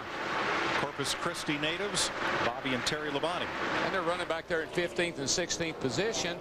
And for Bobby Labonte, that's not a bad place to be. He's the kind of guy to lay back there like that, and so is his brother Terry. But at the end of the day, you look up and you say, how'd they get in the top 10? But you know, out of 5 races, this is the only 2 guys that has finished in the top 10. 4 of those races, the 2 brothers, Bobby and Terry Labonte, at their home racetrack. Dave Blaney has been working hard to stay on the lead lap. He is the 20th place car.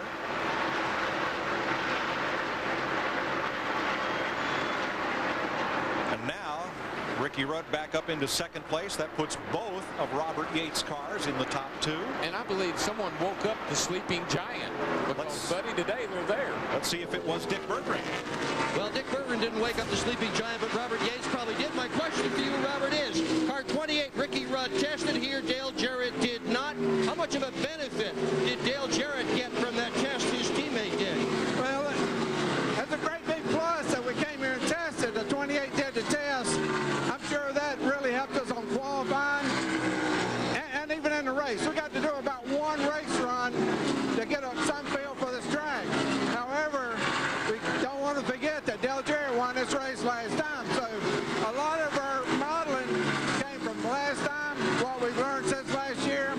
Yeah, I want to give 28 a lot of credit, but at the same time, I think the 28 got a lot of credit from 88. What a great politician. Good job, Robert. And even on qualifying day in practice on Friday, the 88 car was struggling, made major changes before qualifying based on information from the 28 car and qualified 5th. And I remember from the qualifying show, Dale Jarrett walked over and gave Ricky a big hug and said, thanks a lot. And Ricky said, that's the way 2 cars are supposed to work. 2 car teams are supposed to work. Jarrett's win here last year was his 2nd of the season. He'd also won at Darlington. Then he won the following week at Martinsville, and then in July at Loudon, his final victory of the year.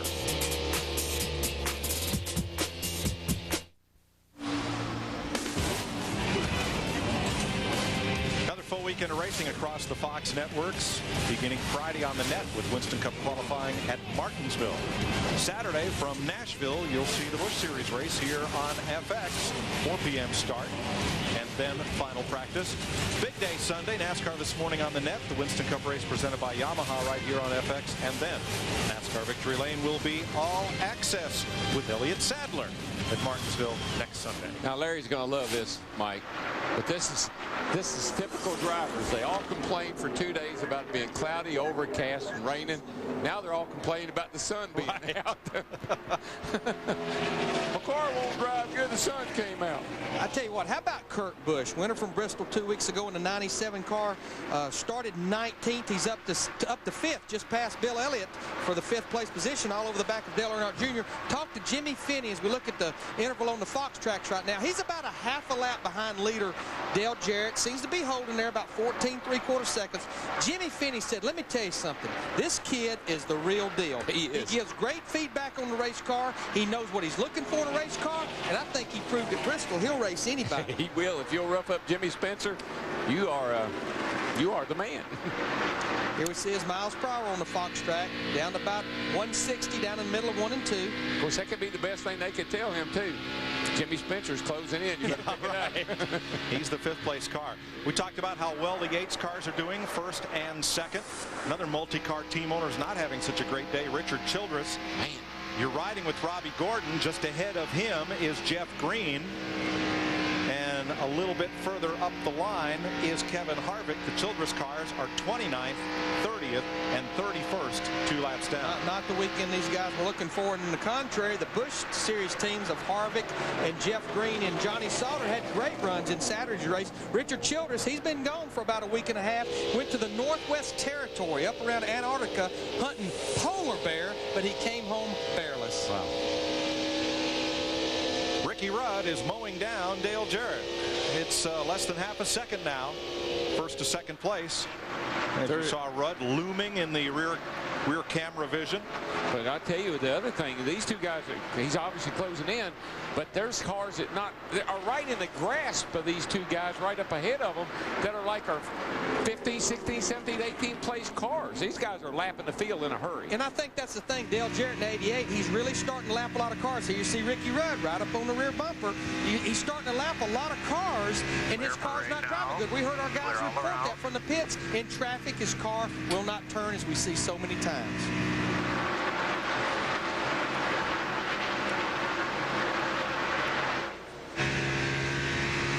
Starting to look inside, 2x2 inside, behind the 20, be clear all around. Johnny Benson spotter. That's a 19th place car, so we have 18 cars left on the lead lap. We're about 20 laps from halfway. Just went by Stacy Compton. Like I say, just right, they're in turn 3, out for turn 4. Right here comes Jeff Gordon and a whole bunch of people that they better pick up the pace if they can. Yeah, this leaves us just 17 cars on the lead lap, and 17th is Bobby Labonte. His teammate Tony Stewart is 9th. Steve? Mike, he started 29th, but his feedback to crew chief Greg Zipadelli is, hey, we were too loose at the start of the run. Now we're too tight at the end. We need to balance the car out for the long run. What they're considering doing is taking a spring rubber out of the left rear spring and making a wedge adjustment. Matt Yoakum. Steve Scott Deal, the car chief for Tony Stewart, was actually down in the 18th pit of Bobby Labonte's talking to Jimmy Maycar, and they're going to do the same exact thing. He is extremely tight. They started the race on sticker tires. The first stop they went to scuffs, which means that it's a set of tires that has a heat cycle through them. On the last stop, they went back to stickers. They're waiting for a caution so that they can pull that spring rubber out of the left rear. But Labonte is complaining the car is just tight. It will not turn. Okay, Larry, and you know this, when you pull that rubber out of the left rear, that's like taking wedge out of the car, and it's a lot. So you got to put a little bit of wedge back in it to kind of balance the car back out. Everything you do is done in series of things, combinations. And where you soften that spring, it really helps drive the car off the corner. We want to show you what we're talking about. It's just a piece of rubber donut that's put in the spring. Rear spring, normally it'll be worth about 15 or 20 pounds. We're going to show it in the right rear. Works the same in the left rear. There it is. You just reach in there under pit stop, changing tires. You pull that rubber off, and it automatically softens that rear spring. spring, you put it in, it stiffens up, but we're hearing a lot of people pull those spring rubbers out of the left rear. A lot of teams have those built-in adjustments, knowing they was going to have to make adjustments as this race unfolded. Now, Ricky Rudd is right up to the rear bumper of Dale Jarrett as they hit this big pack of traffic. You see now Rudd has given Jarrett 2 or 3 car lengths of room to try to pick his way through there. 153 laps complete. Teamwork at work. 158 laps complete. Green flag pit stops have begun. Bill Elliott, Jerry Mayfield, Jimmy Johnson, and Kyle Petty have made green flag pit stops. Here's today's halfway recap brought to you by Coors Light. Pole sitter Elliott led the first 13 laps. The Yates drivers, Rudd and Jarrett, combined for the next 88 laps. 7 cars each took the lead during the green flag pit stops the first round. Dale Jarrett got back out front, and of the 200,000 folks expected for yesterday's race, 180,000 of them came back. I tell you what, when these guys turn down off a pit road up here, man, I've held my breath a couple of times. He's been watching tapes of Michael Schumacher. That's what it is. Matt? Stay on the bottom. Stay on the bottom. Mike, earlier in the race, Ward Burton tried to cut down, as you were mentioning, DW, how that is a little terrifying there making that cut. He started to cut down and couldn't make it, so then he went an extra lap 2 pit stops ago. Here comes the leader in, Matt. Yeah, here they all come. 28, 88, 18. Jeremy Nadeau's been in. Robbie Gordon, Terry Labonte, Stacy Compton, Michael Waltrip have all made stops. Bobby Labonte follows the 2 Yates cars down pit road. Dick? Well, Dale Jarrett is going to take a round up on the left rear. That's the only change. That is a very minor change. Darren Jolly from North Carolina carries the front tires. Iowa's Mike Trower is going to change front tires. Jason Sheets from Indianapolis changes rear tires. And Jeff Knight from North Carolina carries the rear tires. Barry Price from South Carolina, he's putting the fuel in it, and it's another strong stop for Dale Jarrett. Right behind him, the 28, his teammate Ricky Rudd. And here's Jeff Gordon, car number 24. 4 tires plus a minor air pressure adjustment. The wrench is also in the back window of Jeff Gordon's car. Their primary goal coming into today's race, keep all the fenders on the car. The only time they've done that here in Texas was last year when they finished 5th. Slow on the left rear. Gordon's gone. Jimmy Spencer, John Andretti. Here comes the 2 car. Are in along with Tony Stewart, Johnny Benson, Matt Kenseth, Buckshot Jones, and the race leader for the first time this year, Rusty Wallace, also comes to pit road. Steve? Yeah, they were considering taking some spring rubbers out, Mike, but they decided the last second just to take 4 tires. Rob Fuller on the rear tires.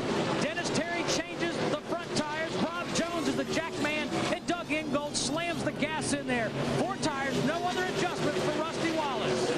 I know we're showing pit stops, but Ricky Rudd and Dale Jarrett, they actually had equal pit stops, but Ricky beat Dale off pit road, led a lap. Dale Jarrett just went by him down in turn 1 and 2. Looks like Ricky, the cars are very similar, but look like Ricky's gets better on a longer run. Not by much, but a skosh. Just a little bit. Frank Kimmel and this man, our most recent winner, Kurt Busch. And you heard him say they were talking about doing something that you can't work on a car under a green flag stop and stay in the lead and stay up with the leaders. When you need to make adjustments, you have a set of green flag adjustments, which gets you off pit road as quick as you can.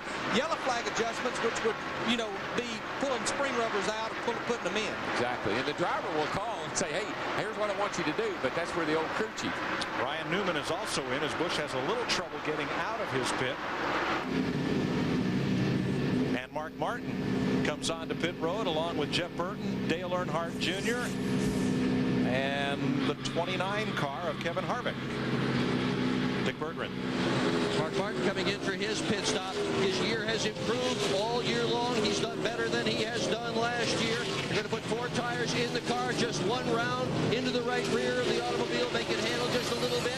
So far, it's a nice, smooth pit stop to match. Dale Earnhardt Jr. already in. They're going to make a wedge adjustment. His car is still tight. It's Tony Jr., Dale Jr.'s cousin, hits the last lugs on the left front.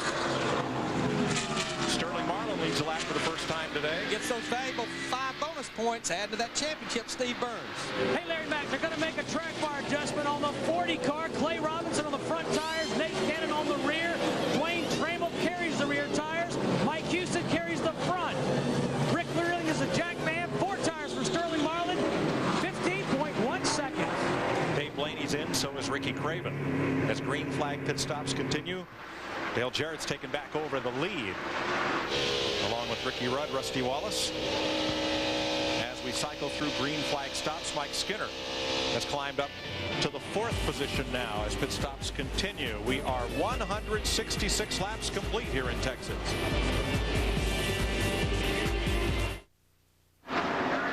We are back and under caution at Texas. Ward Burton has pounded the wall at turn 2. You see the window net is down. That's his signal to the rescue crews that he is okay.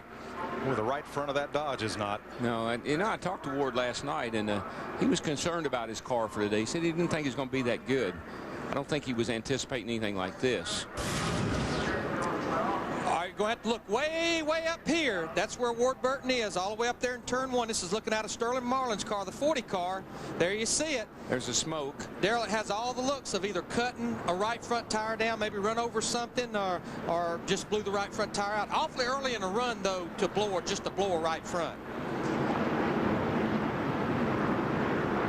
Yeah, he just let it ride around there and come to a halt. It's definitely the safest place. Don't come back across the racetrack if you can help it. Ward is okay. A little bit of fire under hood of that car. And here is Marlin coming to pit lane along with Jeff Green and Mike Skinner, who did not pit under the green flag. Terry Labonte's in, Brett Bodine and Matt Kenseth. The timing of the caution was a great one for this man, Mike Skinner. He was running in 4th position because he hadn't pitted, and Jimmy Spencer got his lap back along with Jeff Green, who had not pitted. He was sitting there running 9th. So a real break for Jeff Green and Mike Skinner. Yeah, then good for Mike Skinner. He's had a tough year, and Jeff Green in there working on that car, got it fixed, and he's back in the show. So we're under caution just past halfway in the Samsung RadioShack 500 in Texas. Be right back.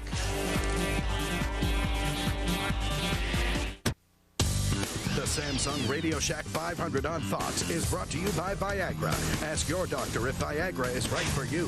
By Taco Bell, think outside the bun.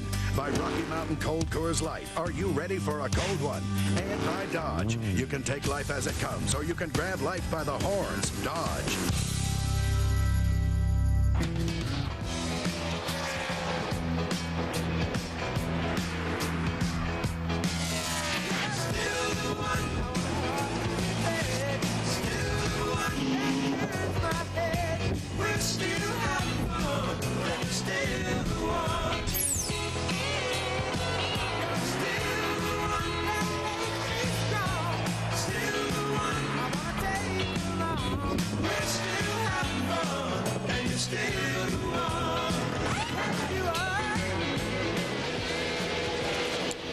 Those of you with maybe just a tiny bit of gray in your hair that are tired of all this recent talk of young guns, allow me to point out that the first 3 running drivers in this race are 45 years old, and our pole sitter Bill Elliott is 46. Now, why did you look at my hair? There's not enough up there to be gray.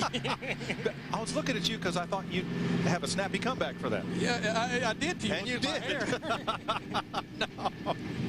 Let's see if we can get the race leader on the telephone here. What do you say? Why not? Hey, DJ, this is DW up here in the booth. You got a copy, bud? I got you, DW. I would call this a Sunday ride if it wasn't Monday. How you doing out there? I'm doing great, thanks. I tell you what, Todd Barrett and the guys have got this UPS Ford that's almost on a rail. We tried a couple of different things to help. It's been a little bit tight off the corner, especially after I get about 35, 40 laps on my tires. But doesn't seem like my tightness is quite as bad as a lot of the others. So just see what we can do. We got a long way to go. Well, I got to say, that thing is mowing them down. It looks like it's got a lot of steam on the hood. You're doing a great job out there, bud. Keep it up. Dale Jarrett has led 114 of the 175 laps so far. Dick Berggren.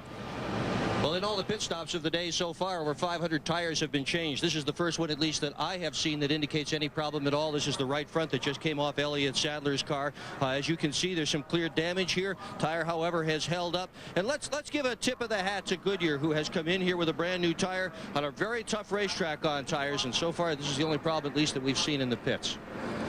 Here's what I think is happening. I think the track is getting a lot of rubber down, Larry.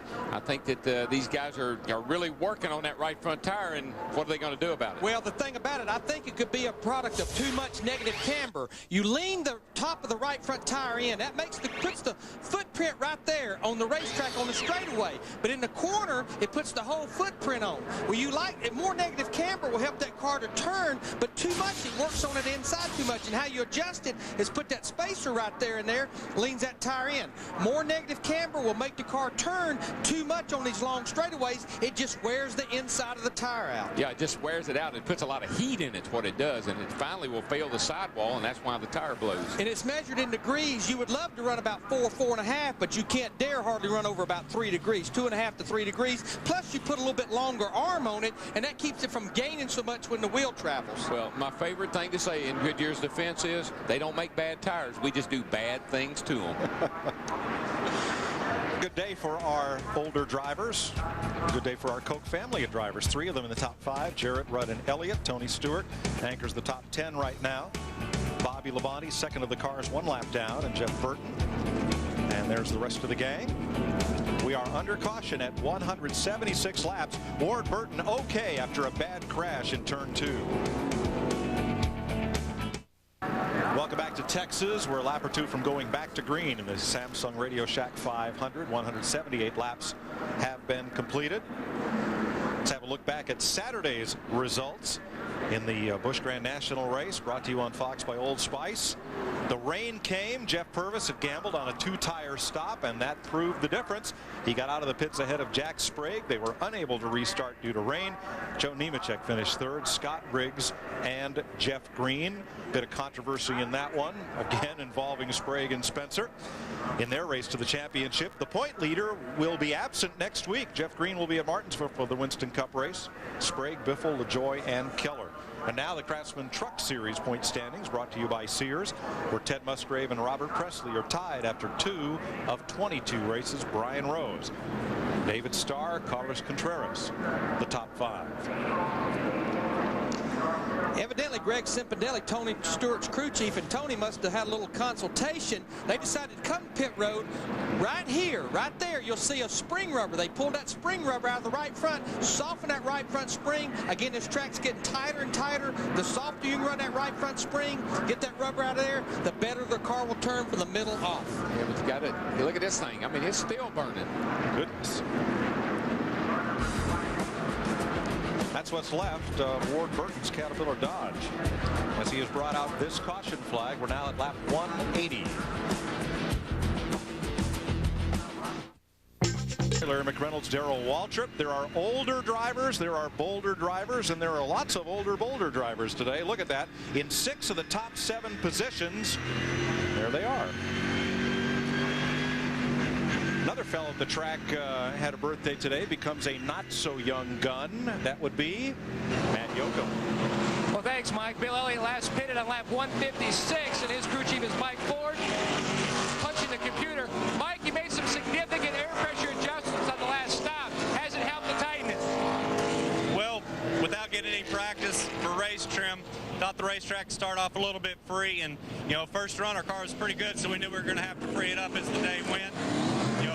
Getting to the point and getting a little bit too tight, and we need some significant changes to run with those front few cars. We made them. Car seems pretty good, but expect some more from the Dodge dealers in Intrepid. Now, how are you doing on fuel mileage today? Well, you know, we compared this to Atlanta, you know, without having any practice for race conditions, compared it to our Atlanta notes, and we're a little bit off of that. So, you know, everybody's inside their own fuel window right here, and we feel like we'll be all right. Bill Elliott on pace to score his first top 5 this year. And Mike, let me know, so in about 30 years when I get my AARP membership, you'll tell me all the benefits that I'll have. You know the best thing about birthdays at this age? You keep having them. Yeah, you know what else? You're going to get a spanking from Mrs. Waltrip, too. Darrell, I had nothing to do with it. Kevin, it was all peer pressure. Yeah, you made me go to your coach. Explain that to her next week. I think you need to explain why Smitty didn't lock the coach. Green. Saved by the green flag. 152 laps to go. Buckshot Jones in the 44 car, lap down, trying trying to get his lap back. He's sitting there in 18th position, 17 cars on the lead lap. When was the last time we got to halfway in a race and had this few cars on the lead lap? It hadn't been any times at Texas, I guarantee you.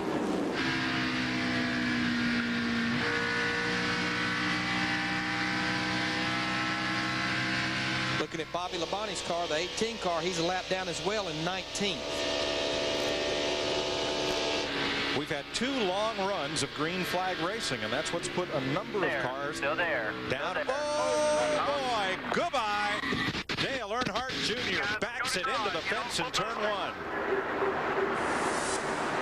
Hard contact. I was just fixing to say that one of the most tense times. Here comes Jarrett. Is he going to give the 44 a break? He raced him all the way back. Buckshot did not get his lap back. Neither did Bobby Labonte or Hut Strickland.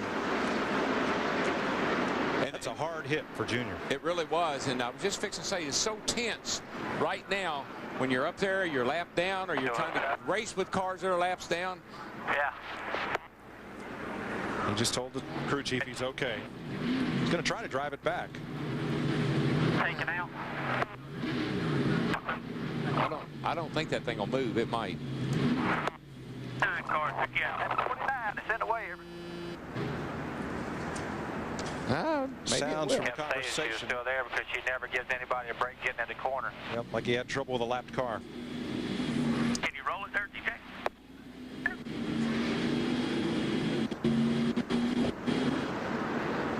Well, he's going to take a hard hit here in the points. Come in here 6th in points with 3 consecutive top 4 finishes the last 3 races. Well, they can try to straighten that thing out, but they're going to have to put a trunk lid on it because you can't go back on the track without a rear spoiler. And I tell may you, not get to pit road. It ain't going to go. You can't back in the wall here and drive back. I don't think. Shut it down.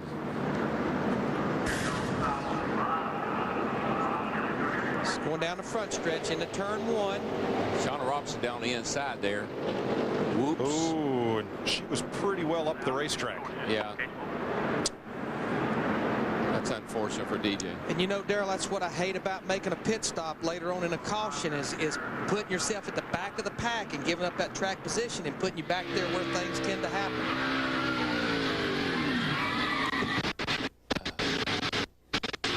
Man, I wish we didn't have that sound. Every time I hear that sound, I draw up, wait for the hit. Really wants to make you race that truck next weekend. Oh, don't say that. It's getting into turn 1. Watch at the point of contact here, right there. Yeah. Now, there's a car being lapped. Here's a car well down near the bottom of the racetrack. Yeah. And look at all the space there between the lapped car in the racing lane and the car that's trying to go around on the outside. Yeah. That's a shame. It's a long way from the bottom of the racetrack to the top here. Dale Earnhardt Jr. climbs out of the car. It'll take a minute getting his Hutchins device off. And it looks like he's okay. Holding his arm up there.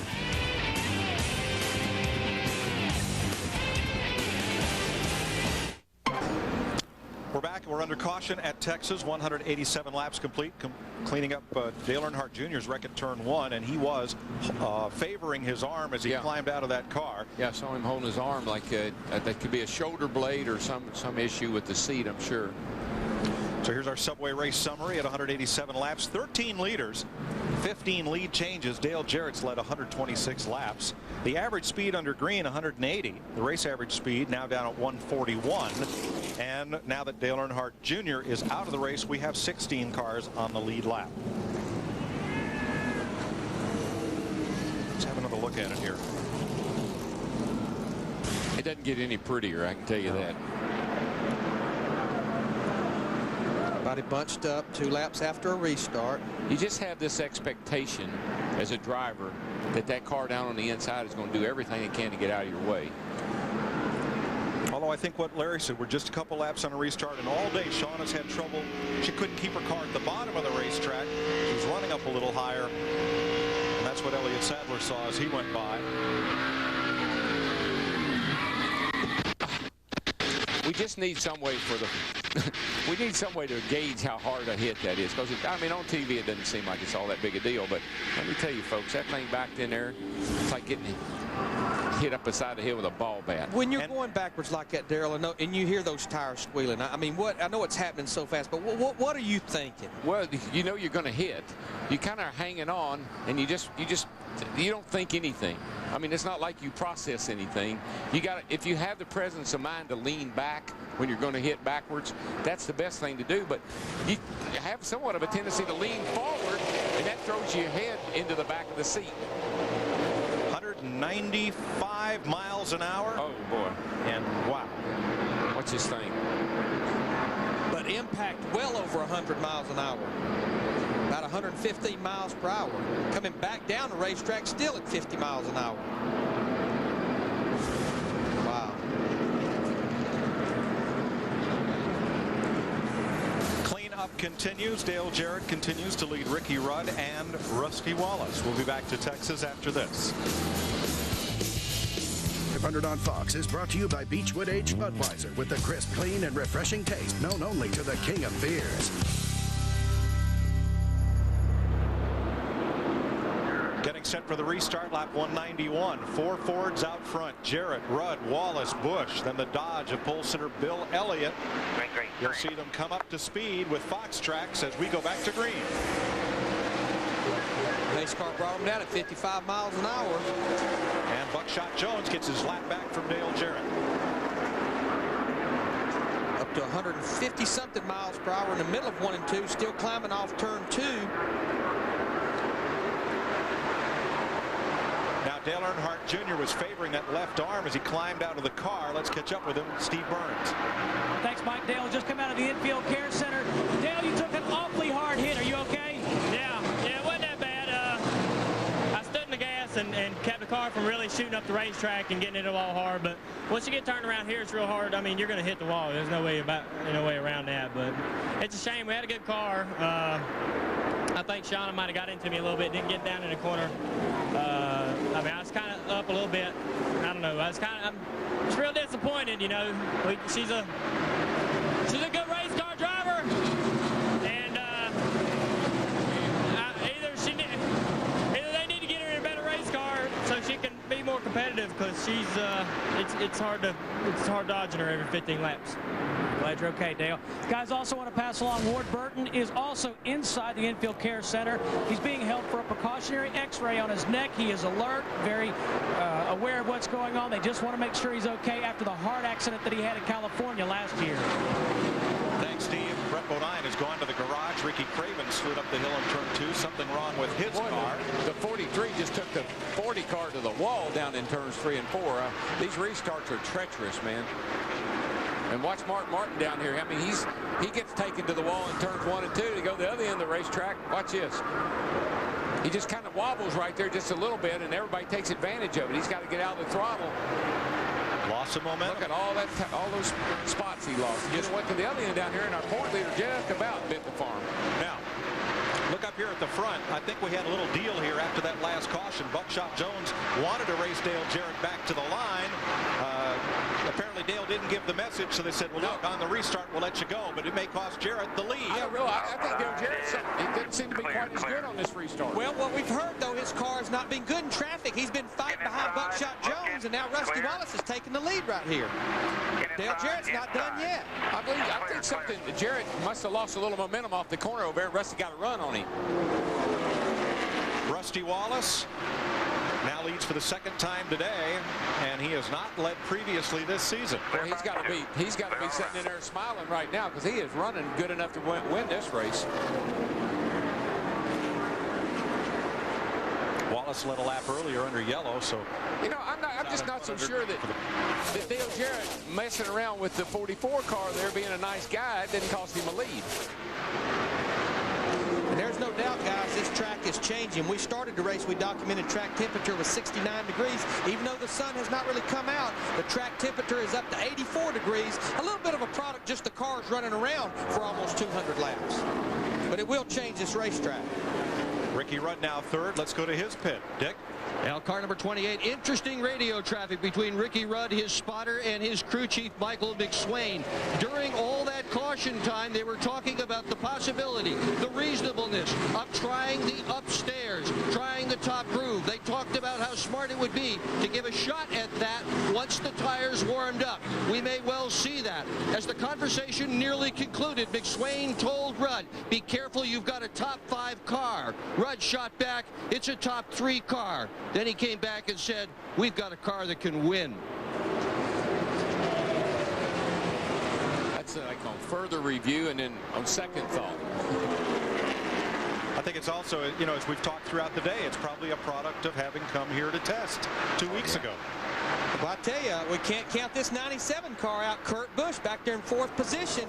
He's right there on the tail of these guys, Ricky Rudd and Dale Jarrett, running in 4th spot.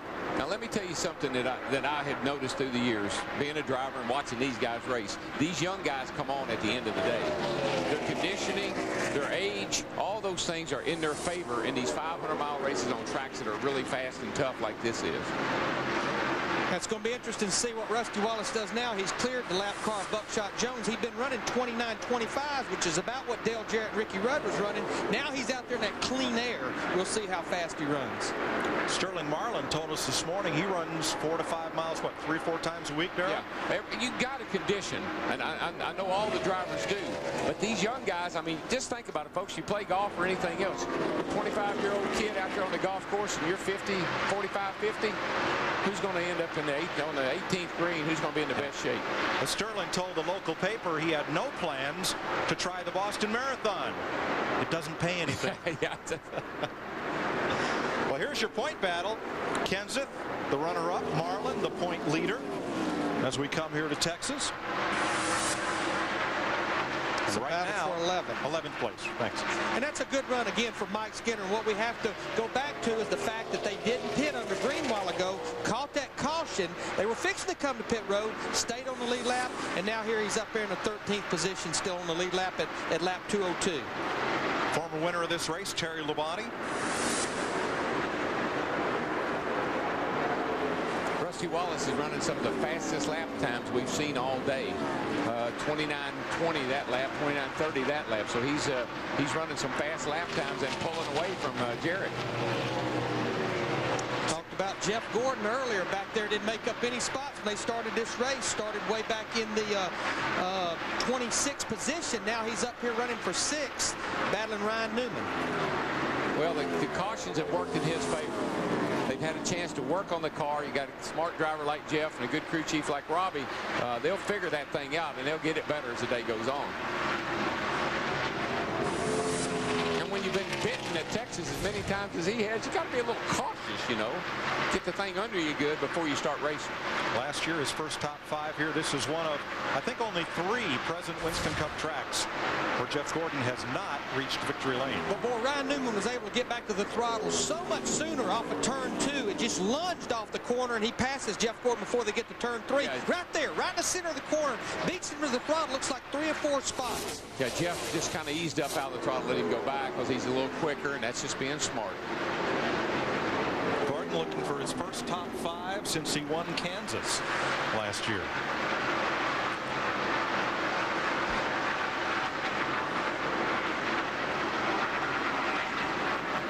Rusty Wallace leads Dale Jarrett by 1.3 seconds. 205 complete, 129 to go. Dale Jarrett, Ricky Rudd, Kurt Busch, Jimmy Johnson, the top 5.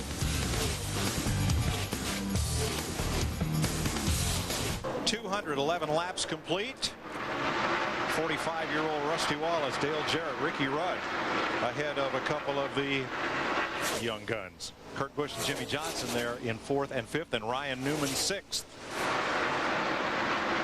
What do you think today, DW? Old age and treachery, or youth and exuberance? Obviously, those first 3 or 4 guys there, those first 3 have got great race cars, and they're going to be hard to beat. But you got Jimmy Johnson and Kurt Busch and Ryan Newman looming right behind them, lurking right there behind them. And Jeff Gordon kind of, you know, in 7th place.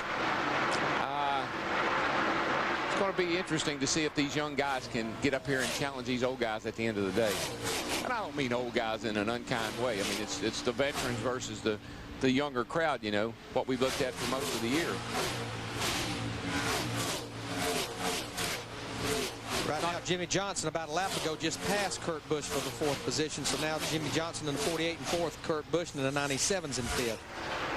All right, we want to compare some miles per hour here. And what we're going to do it as they go down in the middle of 1 and 2.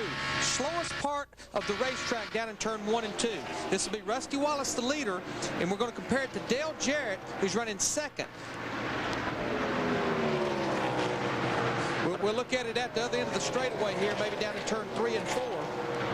163.5 was the low reading on Rusty at that end. There you see it right there. That was at the end of the straightaway. 4 miles per hour faster. Dale Jarrett was at the end of the back straightaway going off into turn 3 than Rusty Wallace. The overall lap times right now they're running is about the same. Jarrett was just a little bit quicker than Wallace that time, 29.68 to 29.75. And that translates, Larry, to about a 6/100ths a second that Dale is gaining on Rusty per lap. Ever so slightly. He's about 2 1/4 seconds behind. Well, Rusty's pulled out a pretty nice lead in a very short period of time over the 2 Yates cars. Jimmy Johnson right in there behind him. Clear. Good 8th job. place, Mark Martin moves underneath Bill Elliott. Well, what happened to Mark? He got sideways down here, got loose down here in the middle of 1 and 2, and he lost a bunch of track position. A bunch of cars got by him. He's just working his way back up through there.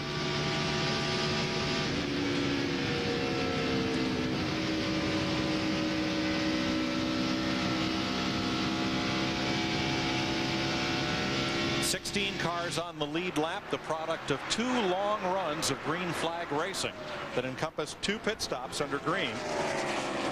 As now Jarrett tries to work past Buckshot Jones.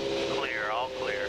And all those green flag laps have gotten a bunch of people in trouble, got them laps behind them based on pit strategy and their car not being maybe as like they'd like for it to be. And speaking of strategy, for the most part, everybody will have to make 2 more pit stops should it go green the rest of the way. Mark Martin has moved up and caught Jeff Gordon. Now, Mark's got a fast car. Watch his lap times, and like I said, he just got caught out of position down there a few laps ago, and he fell way back, but I think he's got a pretty good race car. You can see he's quite a bit quicker than Rusty Wallace last time by. There you see the interval up in the top right-hand corner right there. 10 seconds behind, about a third of a lap. About 7,300 down in the middle of 1 and 2, climbing down the backstretch. About 80, shy 8,500. Falls back to about 7,200 down in the middle of 3 and 4. A little less RPMs in the middle of 3 and 4 and 1 and 2 because you didn't carry as much speed into turn 3 on the shorter backstretch. About 200 more RPMs, 192 miles per hour getting into turn 1 at the end of the front stretch. Interval staying about the same, about 10.5 seconds. You know, we talk about being out front in clean air, and we saw how Dale Jarrett just took off most all day. But, you know, he's had a problem getting by that 44 car. And you know, Larry, sometimes certain cars upset your car more than others. A particular brand, maybe you can run good behind a Pontiac, but you can't run good behind a Dodge. And this Dodge seems to be giving Jarrett a ton of trouble to try to get around him. And he's definitely losing ground to leader Rusty Wallace. It wasn't many laps ago. It was 2 1/4 seconds. Now it's over 3 seconds and losing more everywhere around the racetrack. Yeah, his last lap was 0.3 of a second slower than Rusty's. Dick Berggren. Dale Jarrett just keyed his radio and asked his spotter if they would please go to Buckshot Jones' spotter and see if he would give him a break. They'd like Buckshot to move over. It is so hard to pass here. And he did just that. Here is Bill Elliott on pit road. Now the Dodges have been stopping a little earlier under green. He's headed for Matt Yoakum.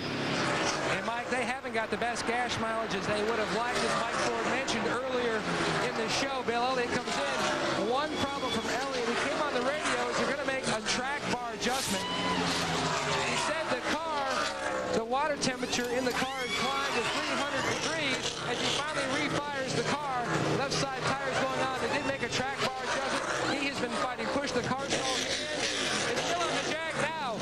He's down and away, a long stop for Bill Elliott, 18.8 seconds. Now, they were just on pit road about 30 laps yeah, ago. This is early, and I think it may have been unexpected because that was not a very good stop, and it didn't look like everybody was confused. Yeah, actually, it's about 10 or 15 laps earlier than they should have been. They still will have to make another stop. You know, everybody we talked earlier has to make 2 stops. They just don't need a caution to Look come at out this, right Larry. now. Look at that 48 go by that 28 car as he marches forward. Battle for third. Boy, Rudd's off the pace. I think Rudd, either he's coming to pit road or something happened. He just lost a lot of ground. No, he's got, I think he's off the pace. Oh. Yeah, he just ran a 31.54. He's got something wrong. Kurt Busch is in.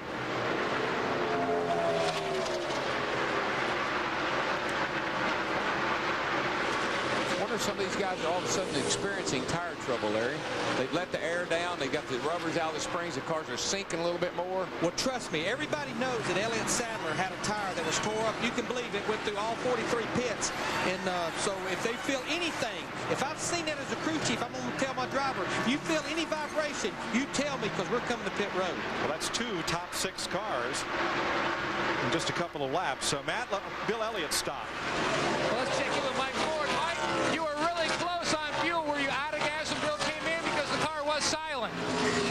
Well, I couldn't ask what you said, but you know, we came off turn 4. He felt it sputter, so he came on in. We planned on running a couple more laps to squeeze the fuel, but you know, he was pretty quick to make the call and hit pit road, and I think we'll be all right. When are you going to stop next? Have you had a chance to calculate that yet? I still can't hear what you're saying, but I don't know where that's going to pan out. These other guys are going to be stopping here pretty quick. No problem. Jimmy Johnson stop.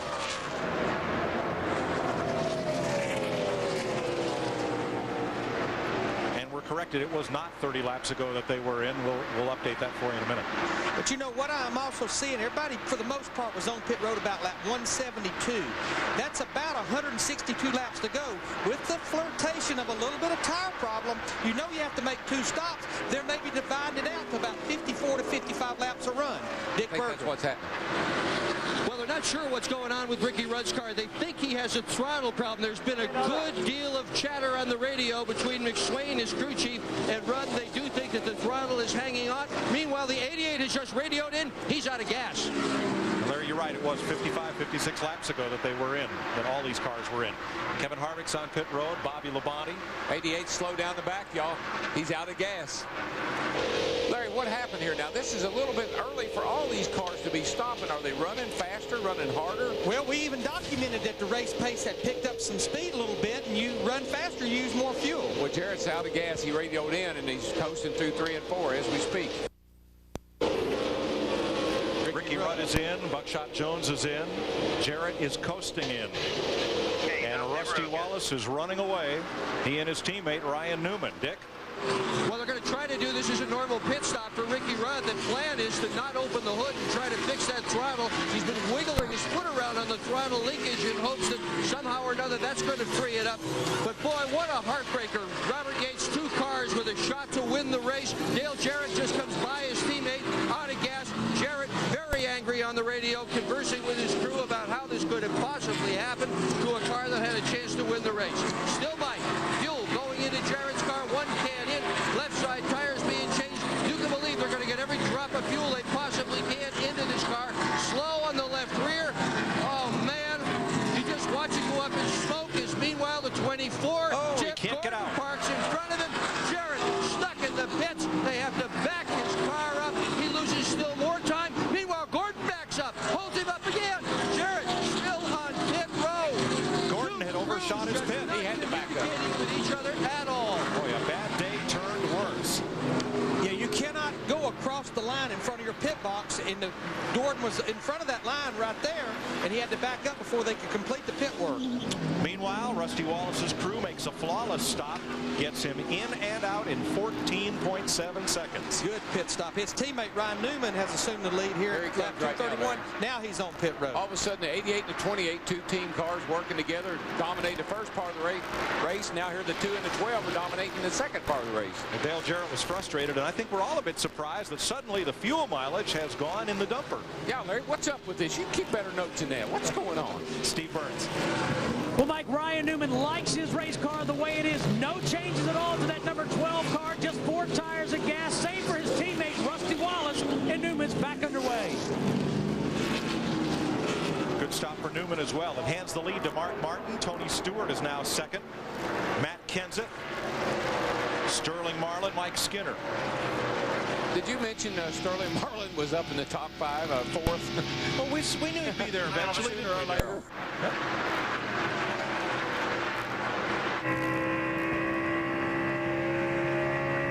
Good run for Mike Skinner. Terry Labonte, Texas Terry, up to 6th place. Got Brooks and Dunn there on Sterling's car. We should mention that's not just a merchandising tie-in, but Kix Brooks. Next time now, we're coming. You got a vibration.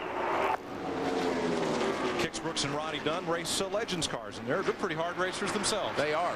Make great music, too. That was Tony Glover we heard talking. Sterling Marlin evidently had radioed to him that I feel a little bit of vibration. You heard Tony Glover tell him, get in here to pit road. Let's get those tires off. Give a hand signal. Mark Martin is in. He'll give up the lead to pit. 4,200. Hut Strickland comes with him. Here comes Marlin. 4,200 on attack. 4 tires. Matt Kenseth, the new leader. Get away. 10, 5, 4, 3, 2. Dick Berggren.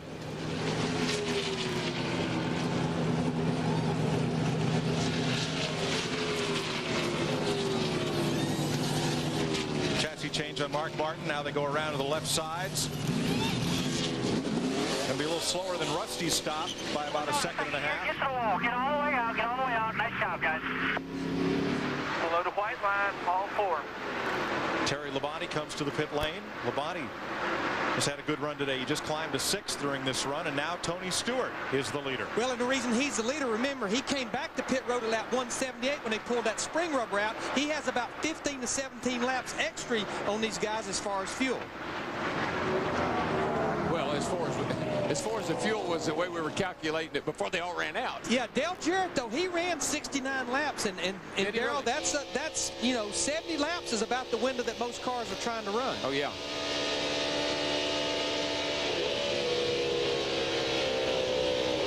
Well, we'll find out how fast his car is. See if he can race his way back in this thing. Dale Jarrett did lose 2 laps to race leader Tony Stewart, coasting into the pits out of fuel. 238 laps complete in Texas. Tony Stewart leads Matt Kenseth.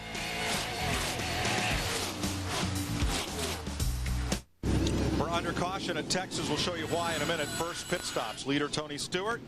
Second place Matt Kenseth and Mike Skinner. None of whom had stopped under green.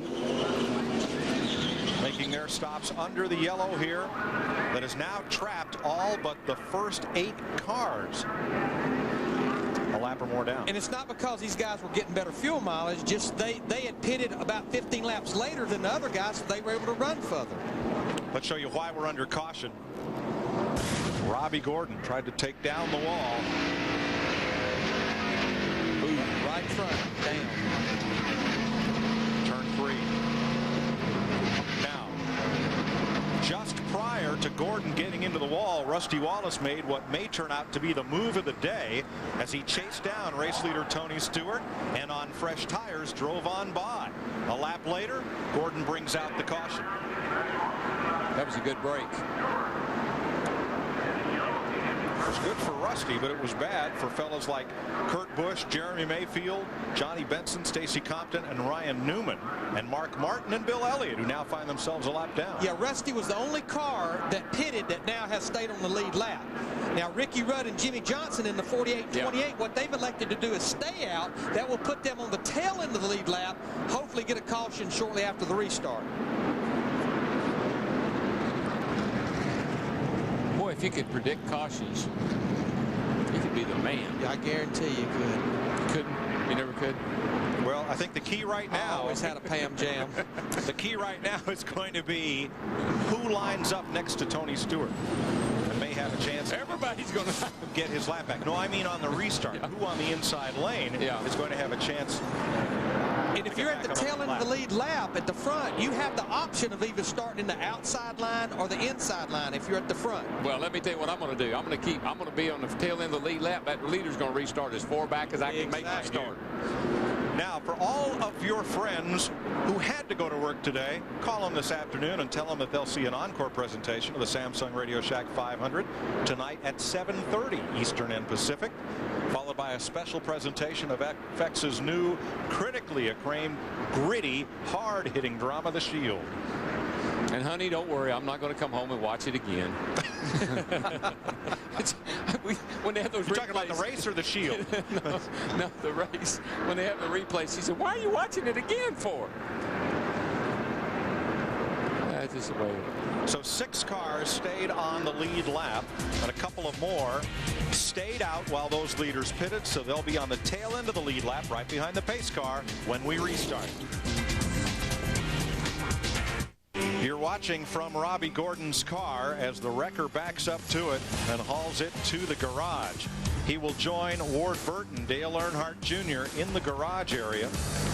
The only cars out of the Samsung RadioShack 500. So when the leaders pitted, everybody else pulled up, and that's why we will have several cars on the tail end of the lead lap. Let's explain how this works. When the caution comes out, the pace car picks up the field with the leader in front. Well, when the leader comes in and makes his stop on pit road, everyone else pulls up behind the pace car.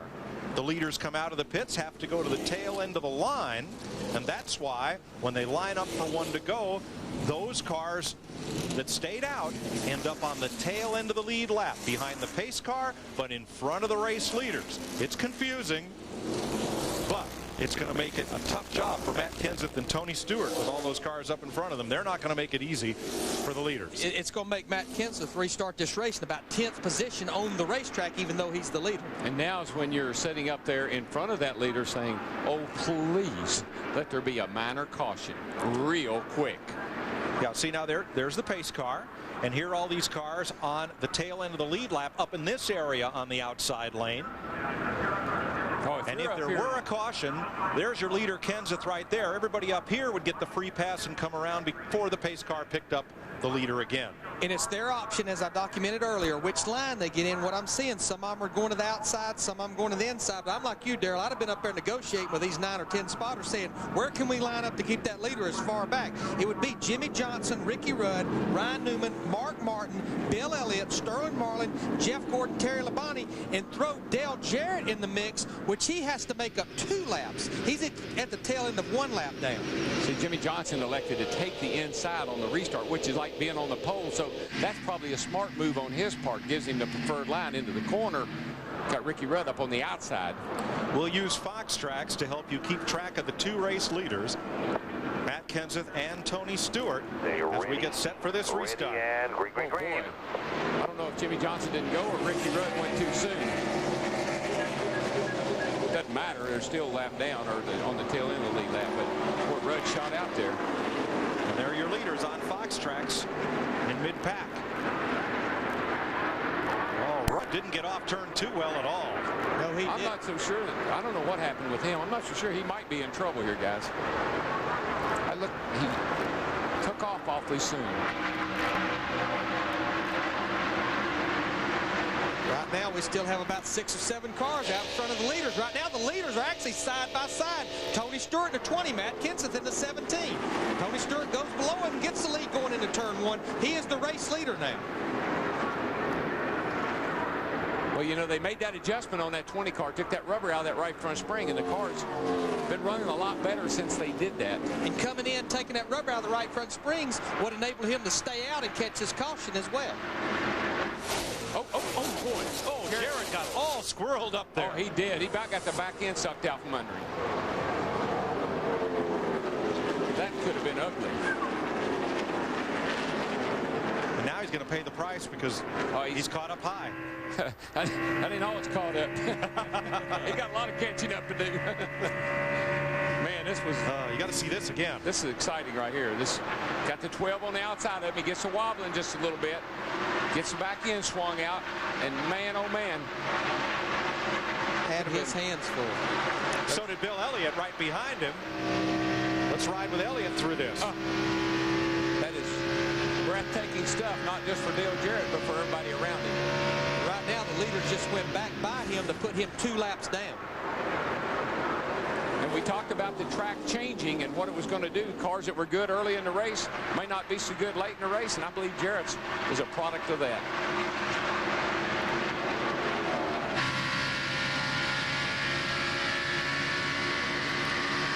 Rusty Wallace working on Kenseth for second place. Not yet. Rusty Wallace got a pretty good hot rod today, and he's got a good chance of winning this race.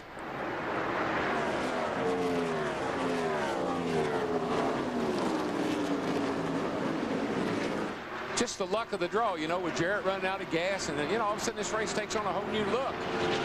Cars that were, we thought had this thing under control are not even factors now. Rusty and Kenseth continuing to battle back and forth here. This is a battle for second behind leader Tony Stewart.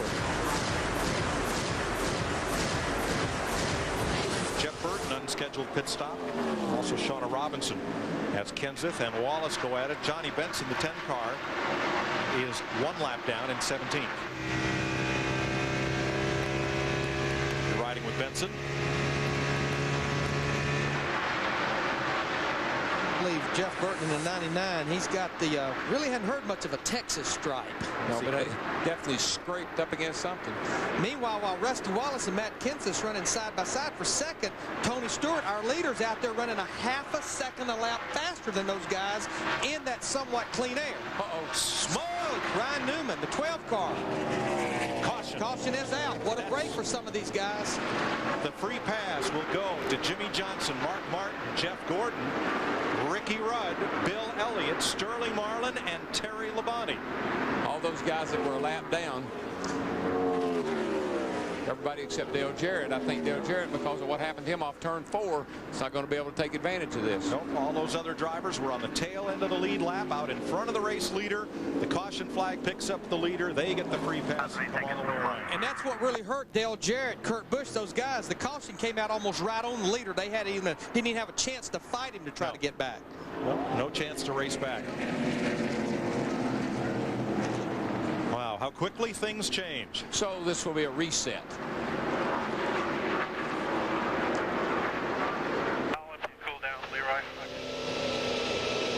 88's 2 laps down. I think he'll probably come back down pit road and do his normal service and try to get back up here to the front maybe. And because he's 2 laps down, he would have to restart in the inside. The only way you can restart in the outside line behind Tony Stewart if you were 1 lap down or on the lead lap. To the lead lap, yeah. I got a feeling, seeing how he bobbled off turn 4, he might want to come in and work on that thing just a teeny bit. 99's going behind the wall too, guys. 5th caution of the day, lap 254. They're open, right? 80 laps to go. Well, we about know the guys that made their lap up. They're going to be at the back of the lead lap. It's a free ride to pit road. Come get you 4 fresh tires. Now, there's 80 laps to go. Nobody could really make it from here. No more cars on the lead lap, DW. I believe I'd have you on pit road. Let's go ahead and get us 4 more tires. And Tony is coming. And Dale Jarrett in the 88 stayed out. He's trying to put as much distance as he can between him and the leaders back there. But he has to stay out. He's not on the lead lap. He can't pit this time. Right. That's exactly so we'll right. See what Good he does point. next time. Yes. Dick Berggren. Well, a KG veteran, Rusty Wallace, at age 45, has been this route many a time. He and his new crew chief, Billy Wilburn, have decided to pit for 4 tires and put fuel in it. The game plan, this will be the last stop except for a quick splash and go late. To Steve. Well, Dick, right side tires only for Tony Stewart. He said he liked the car. It was free at the beginning of the run, but coming back to him, 9.7 seconds for Tony Stewart. Stewart leads the charge off pit road, followed by Rusty Wallace and Jimmy Spencer. Matt? Now, a benefactor from that caution, Mike, is Jimmy Johnson's back on pace with the leaders. They are going to make a track bar adjustment. He said as he leaves, he's going to battle a 24 off. He said he needed a little help off the corner to free up the race car, so they went up half around on the track bar. But he said at the beginning of that run to when the caution came out, that's the best his car has been all day. So things cycle around to where we have 13 cars on the lead lap. And we'll be back to Texas on FX after this. this race, Dale Earnhardt Jr., who drove to his very first Winston Cup win right here, comes back on the track. Not much sheet metal back of those rear wheels, but a trunk lid and spoiler is required by the rules. It looks like Mongo had a hold to the back of that car. It's good to go. Now, two drivers who did not pit, Matt Kenseth and Jeff Green, are now at the front of the field, followed by Tony Stewart, Rusty Wallace, Jimmy Spencer, Mike Skinner, Ricky Rudd, Jeff Gordon, Jimmy Johnson, and Mark Martin. The top 10, Bill Elliott, Sterling Marlin, Terry Labonte, and at the tail end of the lead lap, Jeremy Mayfield. You know, Jeff Green worked on his car, Larry, hooked up that rear bar. Tony Stewart worked on his car, took out the spring rubber, and those guys are sitting right there, second and third right now. And I think the biggest thing helped Jeff Green was staying out a while ago, catching that caution, got that track position. Perfect timing. Kenseth's from last to first. Can anybody go the distance, Larry? I don't think so. What'd you say? 77 laps to go. Never say never, though. Right. Oh, Mayfield gets hit by Bobby Labonte. Oh, and it messed up Labonte's front end. His tires have got a smoking right front, looks like. Yeah, he'll have to come to pit road. It's going to bottleneck that whole inside line. Mayfield may have missed a shift, or it might have been just where Labonte had the momentum going and Mayfield didn't. Stewart quickly moves up to second place behind Kenseth. Steve Burns. Mike with Greg Zipadelli. Greg, tell us about your decision to put on 2 tires instead of 4. Well, the car's been a little loose on stickers in the get-go, so we figured with this stuff, put some stickers on the right side. We'll see if that's not a good thing for us. We've got pretty good track position. I don't think with 7 laps it was going to make that big a deal. Kind of just looking for the end of the race if it comes down to something. We never had too good luck with right side tires. I figured we'd try it right now. Let's go to Matt Yoakum. Well, Steve, Chad Knaus' car driven by Jimmy Johnson. You got the caution that you needed now. After those adjustments, can your man put it to the front? He can do it. If we would quit having trouble in the pits, I'll tell you what, I think we'd already had a race won this year. But we've had some unlucky pit stops and troubles there. Seems like every time we pit under green, the caution comes out. If we can ever get all this squared away, we're going to be just fine. The car's really fast. Jimmy's doing a great job. There's a long ways to go. I think we might be able to get up there and have some fun. How is your car in traffic? It's like everybody else's. It's tight, but there's not a lot you can do about it. These speeds, when you get behind somebody, you just lose the front downforce. You're going to have that. He restarted in the 9th position. There's a bit of smoke from Kenny Schrader's car. I see a lot of cars getting out of shape. Just a little bit here and there. Sterling got out of shape off of 2.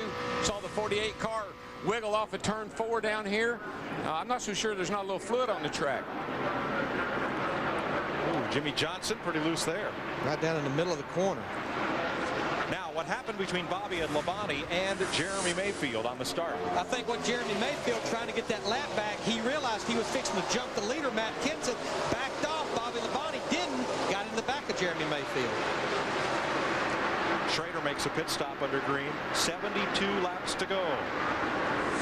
And the intensity is picking up. But I heard Greg Zipadelli talking about changing 2 tires. And again, that's a smart move. If your car's been loose, automatically just putting 2 fresh tires on the right side with older left sides, it will automatically tighten the race car up. Normal conditions. Don't you put 2 tires on my car with 80 laps to go. Second but you didn't have that many on them. I don't care. I don't want. I want 4. Ain't leaving like you give them. That's right. Second place, Jeff Green took it right back to Tony Stewart and repassed Stewart for second. Don't put 2 tires on my car with 80 laps to go. I don't care how free it makes or loose or whatever. Jeff Green has impressed the heck out of me. That's a gutsy call. It's a big, big change to go back there and hook that rear sway bar up. This car looks good right now, right around the bottom. And knowing what the rear sway bar does, it'll free the car up off the corner. This place has a history of tightening up off the corner. It was a really smart thing to do.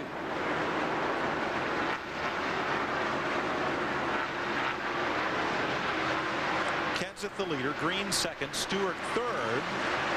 And don't count out Mr. Fourth place here, Jimmy Spencer. Spence has been kind of hanging around there all day, and he's been in and out of the pits a lot, topping that thing up with fuel. He must not be getting real good fuel mileage, but this late in the race, you got to stop again anyway. He can do that and make it to the end just fine. You know, we hadn't seen really any of the Dodges getting that great of fuel mileage. I think it's all that gear they're pulling. They're turning those things 88, 8900 for 500 miles. You're going to burn a lot of fuel. Dale Earnhardt Jr. in 8 car coming back to pit road.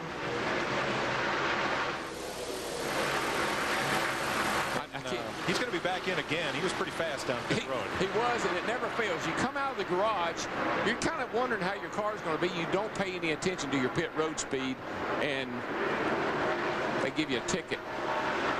Well, when you're 74 laps down, what's one more? Boy, did you see Terry Labonte in that 5 car blow past Sterling Marlin? That's a battle for 12th. Sterling's car, I think, he got shoved up out of the groove there a minute ago. I don't know, he looks a little loose to me. That's actually the last 2 cars on the lead lap. Right now, we're sitting there with 13 cars on the lead lap. Inside of his car here, Sterling Marlin got the telemetry on him. He's up off of turn 2. He's going down the back. See how far he is behind the leader. Kenseth's off of 4. He's into 3. Woo, 190 miles an hour.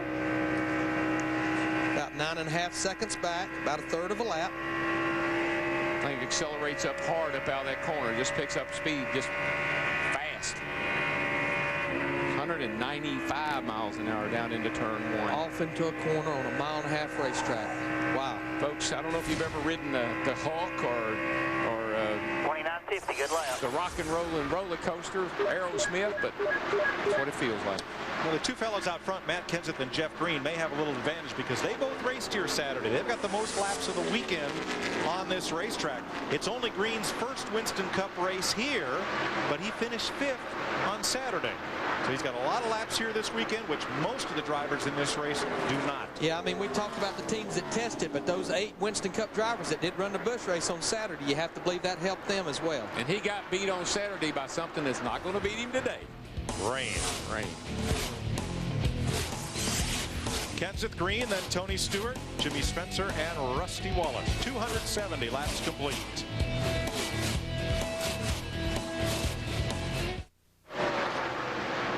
Welcome back to Texas. 275 laps complete. No change in the front 5, but there may be one coming. Yeah. Second place. It's all over the back of him here, and Tony Stewart's car looks like he's getting faster and faster. You know, Tony been fighting, couldn't get that thing to turn. He let that left front fender breathe out there, got that front downforce on that left corner, able to turn it down off the corner.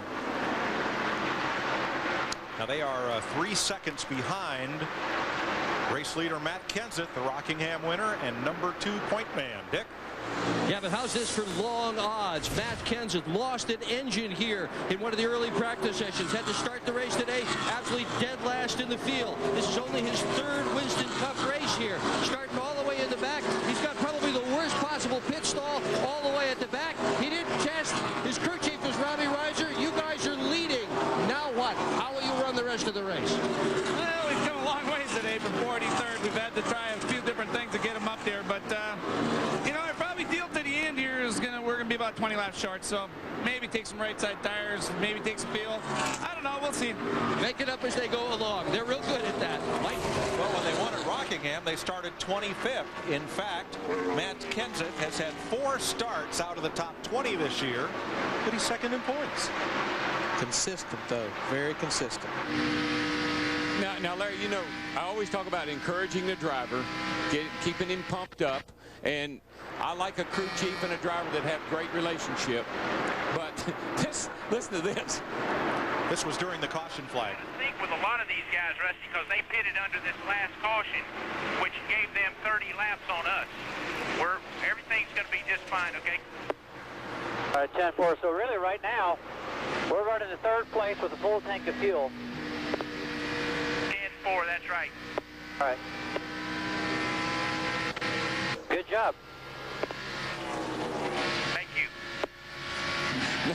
Now, boys, I've driven for a lot of guys, and that's really being really kind to each other right there. I don't think a driver ever told me thank you for nothing. You can tell Wilbur's he's a new crew chief this year, and he's really trying to make the most of it. Rusty right now is in 5th, right behind Jimmy Spencer. But that was a good job, and he was right. Yep. Day is done for Dale Earnhardt Jr. NASCAR rules now allow you one chance to get a car repaired in the garage, bring it back on the racetrack, and get it up to at least minimum speed. Matt Kenseth's teammate Jeff Burton in the 99 car, he's back out on the racetrack 31 laps down, just trying to make all the laps he can. Engine is what has put Earnhardt in the garage for the rest of the day. Well, you have to believe as hard as he went up the racetrack, it what we call spun the motor backwards, and that's pretty hard on an engine. Yeah, and the other thing they'll do is they'll run the drive shaft up in the back of the transmission, and it can really knock the bearings out of the engine. Jeff Burton came briefly out of the garage and he's headed back there. He's done for the day. Look at Gordon and Jimmy Johnson. Gordon was saying, I'm a little faster than you are there, bud. How about getting out of my way? It's a battle for 6. Jeff Gordon takes the position. Well, we talked about owner drivers, Brett Bodine and Kyle Petty. Jeff Gordon is the 50% owner of Jimmy Johnson's car. Proud owner, I might add. Boss, you go right on by. This time. Next time, your mileage may be different. 283 laps complete in Texas.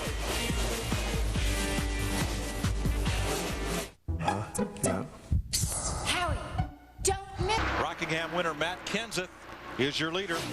Tony Stewart, Jeff Green, and the best battle on the racetrack is right here. Rusty Wallace and Jeff Gordon for 5th. Dick Berggren. Well, Rusty Wallace kind of stuck his neck out. He had hoped the set of tires he put on the car in that last caution flag was going to go the distance. The tires are not to his liking. The car is very loose. As a result, Wallace right now is almost 8 seconds behind the leader. To Steve Burns. Well, Dick, Tony Stewart may have a tire rubbing. We're listening to him right now, and he says he could see tire smoke. He may have one rubbing. Could be a bad break for Tony Stewart. I don't think he hit anything. No, I don't see anything either.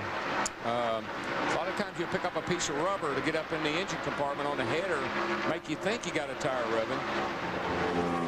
You know, Darrell, you talked to a driver the other day, and it's almost 2:30 here in Texas. And what I'm seeing, this racetrack has went through a serious transition. I mean, I know some people had problems, but still, you know, they're out there running Dale Jarrett, Ricky Rudd, cars like that. With Rusty Wallace was so good early, they're struggling. All of a sudden now, people like Matt Kenseth, Jeff Green, Jeff Gordon, they're showing up. You talked to a driver about that. Yeah, I did. I talked to Ward Burton, and he said when they were testing from about 1 o'clock to 3:30, the track didn't have any grip in it, and that was really a tough time to run. They couldn't make any good lap times, and they were having trouble even on long runs. So it's showing up right now, and I think the guys that worked on their cars early are the guys that are running good. Don't see much indication of any kind of tire rub on Stewart's car. There's a little bent sheet metal right near the right rear tire, but not much. Probably what he did, he probably rubbed into somebody when he passed him.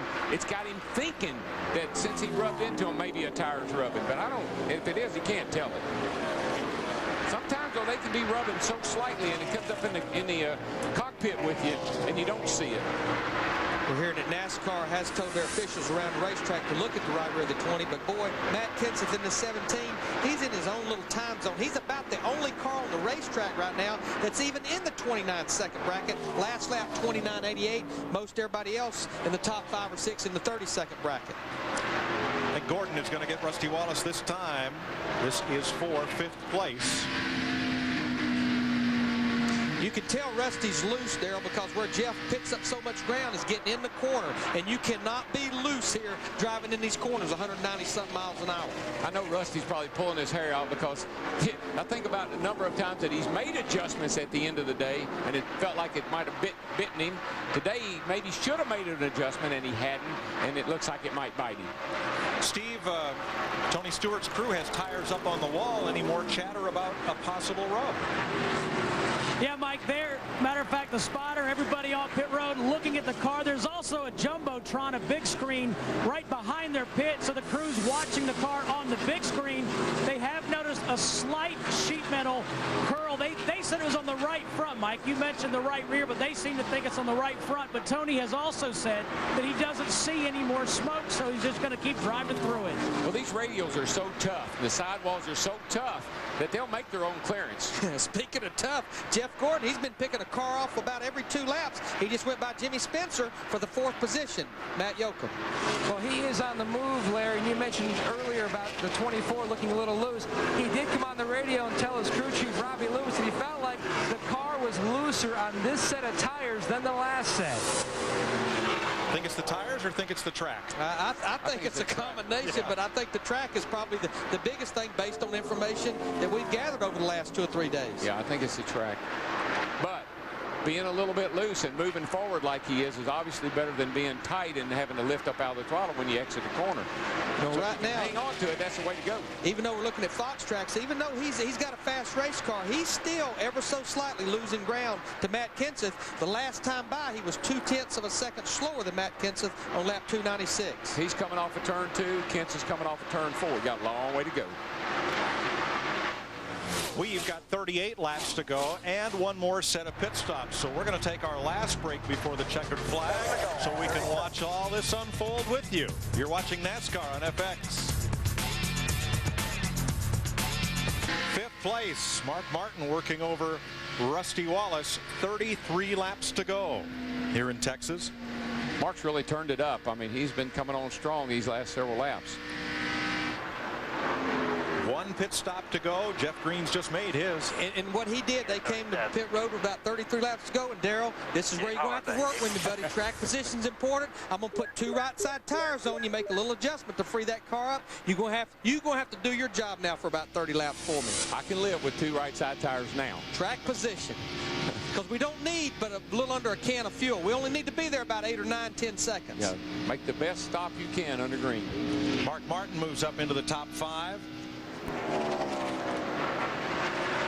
There's Matt Kenseth, laps past Michael Waltrip. Yeah, it's loose in. And it's about time to play dodgeball on pit road. Jeremy Mayfield will be the first of those. That should mean Elliott can't be too far behind. They've been coming in pretty close together all day long. There is Bill Elliott going down the back toward turn 3 here. He's the 9th place car. Sterling Marlin in another Dodge is 10th. Terry Labonte is 11th. He came to pit road and topped off with 1 to go about lap 258. He's going to be able to pit probably with about 10 laps to go. A little bit of splash of gas and go there. That'll work for him. Dale Jarrett has led the most laps today, 134 of them, but then ran out of gas. He is 2 laps down as he makes his final stop.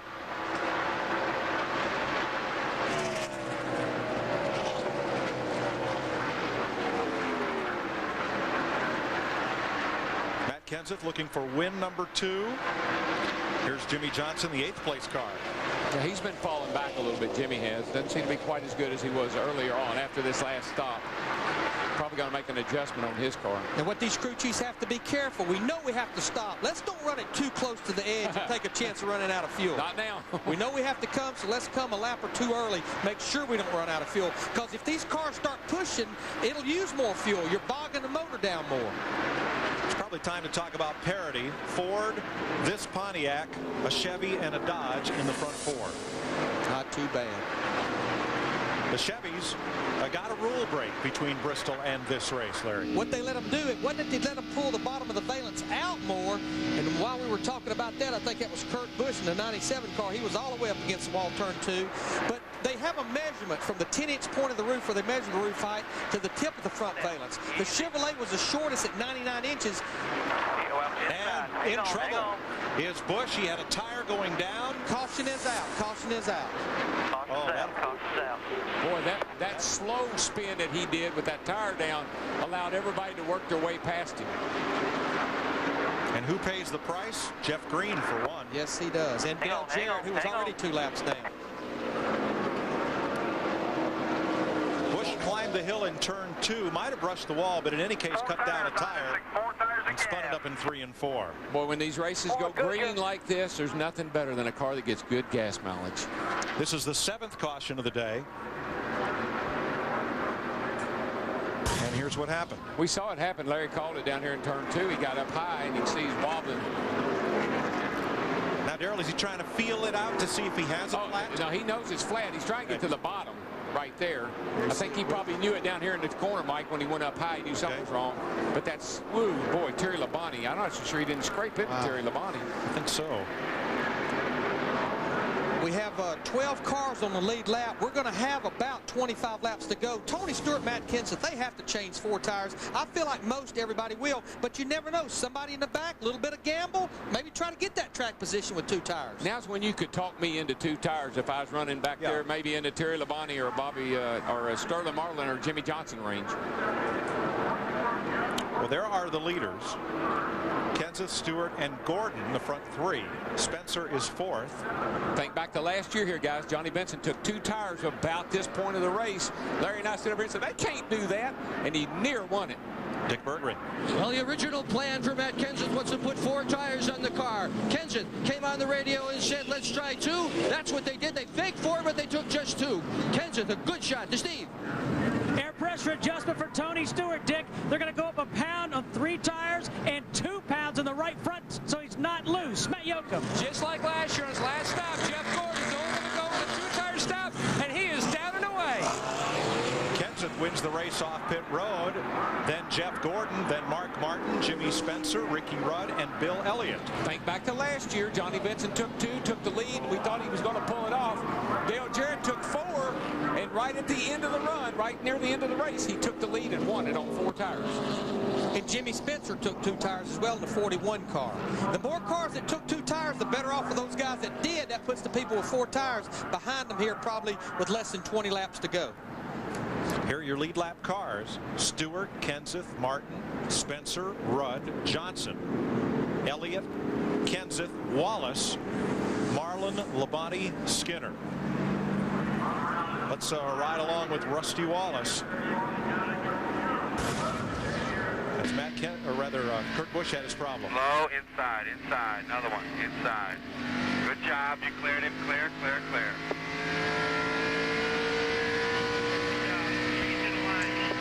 Help from Earl Barban, Rusty Wallace's spotter on top of the roof here. Caution came out quickly. No one had a chance to get a lap back from the leader.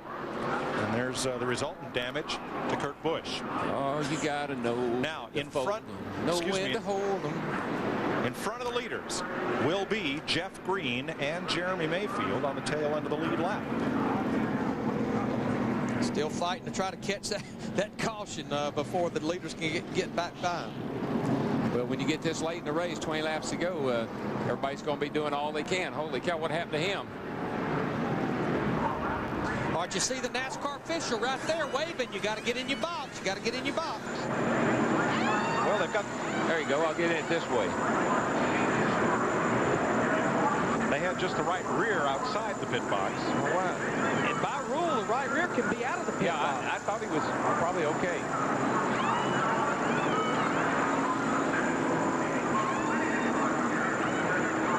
Parallel parking there on pit road. Of course, it was just always my nature to disagree with the guy in the red suit. Don't do that next Saturday, Darrell. Oh, I'm trying not to. Darrell's going to drive in the NASCAR Craftsman Truck Series race next Saturday in Martinsville. My duckhead footwear Dodge. And after yesterday's exchange, he doesn't know it yet, but Kevin Harvick's going to have a new crew chief, Chris Myers. Chris Myers going to be his crew chief? We're working on it. Yeah, well, you know, Myers is good on reading notes, so... I hate to tell you this, but I was going to be his crew chief, but I've got to go to Nashville for that Busch race on FX.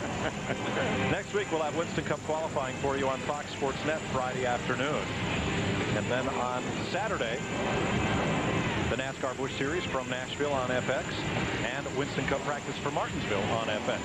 On Sunday, NASCAR This Morning on Fox Sports Net, the Winston Cup race presented by Yamaha on FX, and Victory Lane All Access Elliott Sadler on Fox Sports Net. We're not going to tell Harvick, but right before the race starts, Chris is going to climb up on the war wagon and depose Kevin's crew chief and put on the headset. And then we'll see. I was wondering how I was going to get even with Harvick, and that's going to do it. Okay, don't tell, folks. It's a secret. All right, now, since we're within the 25 lap to go rule, only lead lap cars can line up to the outside. Technically, Jeff Green is a lead lap car. In the 30 car, he's at the tail end of the lead lap. so he can line up in front of Matt Kenseth. Jeremy Mayfield, 2 laps down. He has to go to the inside, and look who's in second place, the man with the flame. See, he's doing just what I thought I would have done this too. I'll take the inside going into turn 1. Move down there and restart on the end. It's like being on the pole. You got a better shot of winning the drag race on the inside, you on the outside. Now, Tony Stewart, that extra work in the pits is what dropped him back to 8th. Everybody else moves up. 20 laps to go, back in 8th place. Got 4 tires. He might be able to make it, but I doubt it. Of course, Mark Martin in that 6 car changing 2 tires as well. We've got about 4 or 5 cars up there that has 2 tires. You know, I saw a poll this morning on the Inside NASCAR, I think it was, said that the fans thought Jeff Gordon was going to win today. Ready, well, we've got 22 laps to find out.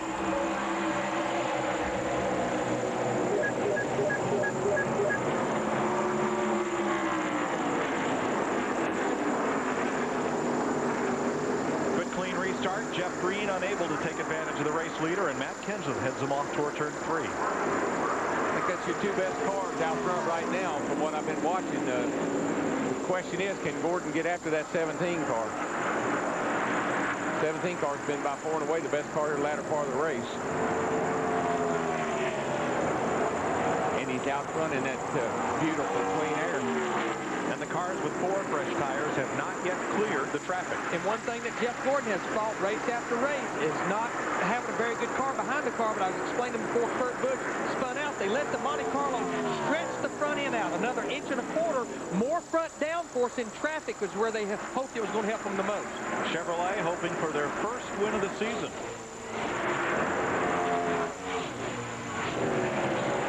looking good, Stan. Kenseth hoping for his second win of the year. The problem you have here is everybody's racing. Everybody's racing somebody. You're either racing with the cars a lap down or racing with cars 2 laps down. When you're back in the pack like Tony Stewart is, it makes it difficult to move forward.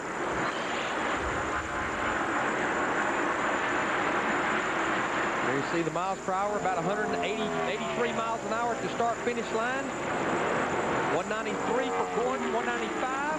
This is down in the middle of turn 1 and 2. There you see Matt Kenseth, 3 miles an hour faster down in the corner, coming up off of turn 2.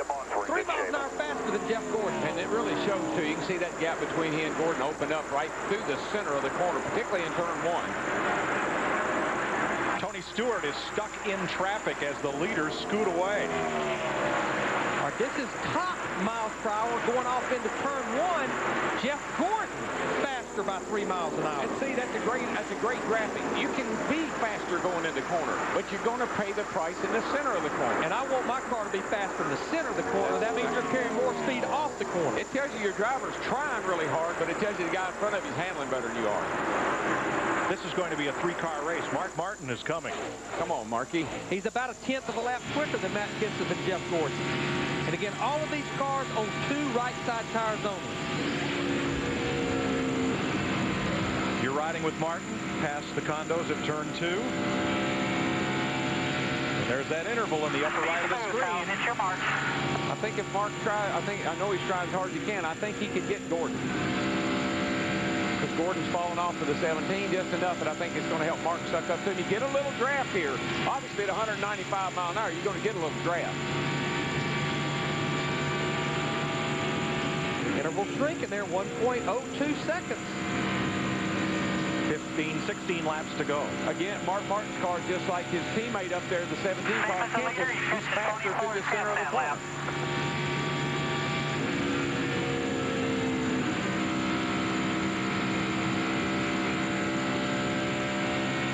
Gained a little bit there up off of turn 4. Got a good run off turn 4. 4th place, Spencer and Rudd side by side, and sheet metal almost exchanged. Boy, it is, and I mean, boy, Spencer had to give Rudd some room there because Rudd had that fender right up along the left quarter panel. You can ever get that right front fender, that left rear getting in the corner, it's all over with. You better let him go. All over with one way or the other. That's right, something's going to give. I said Mark is going to catch the 24 car. If he gets by him without too much trouble, look out. For more on Gordon, here's Matt.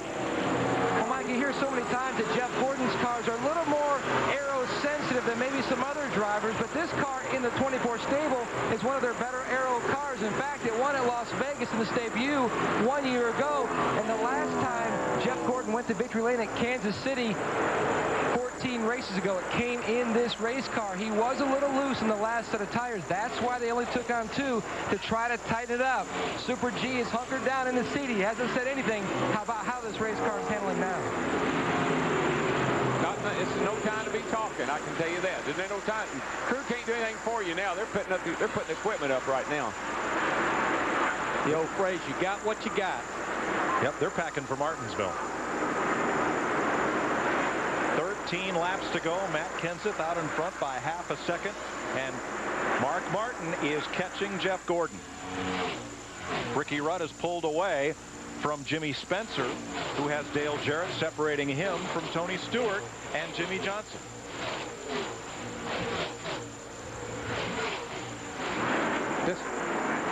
You know, we got a heck of a battle back here for 10th. Terry Labonte probably having one of his best runs this year, going underneath Rusty Wallace. Rusty, ever since about 2 stops ago, that car has been nothing like it was at the beginning of the race. No, at one time he was dominating this race, pulled out to a big lead, but he sure hadn't shown it the last few laps. I mean, right now, Stacy Compton in the 14, and he's about 2 or 3 laps down. He's going by.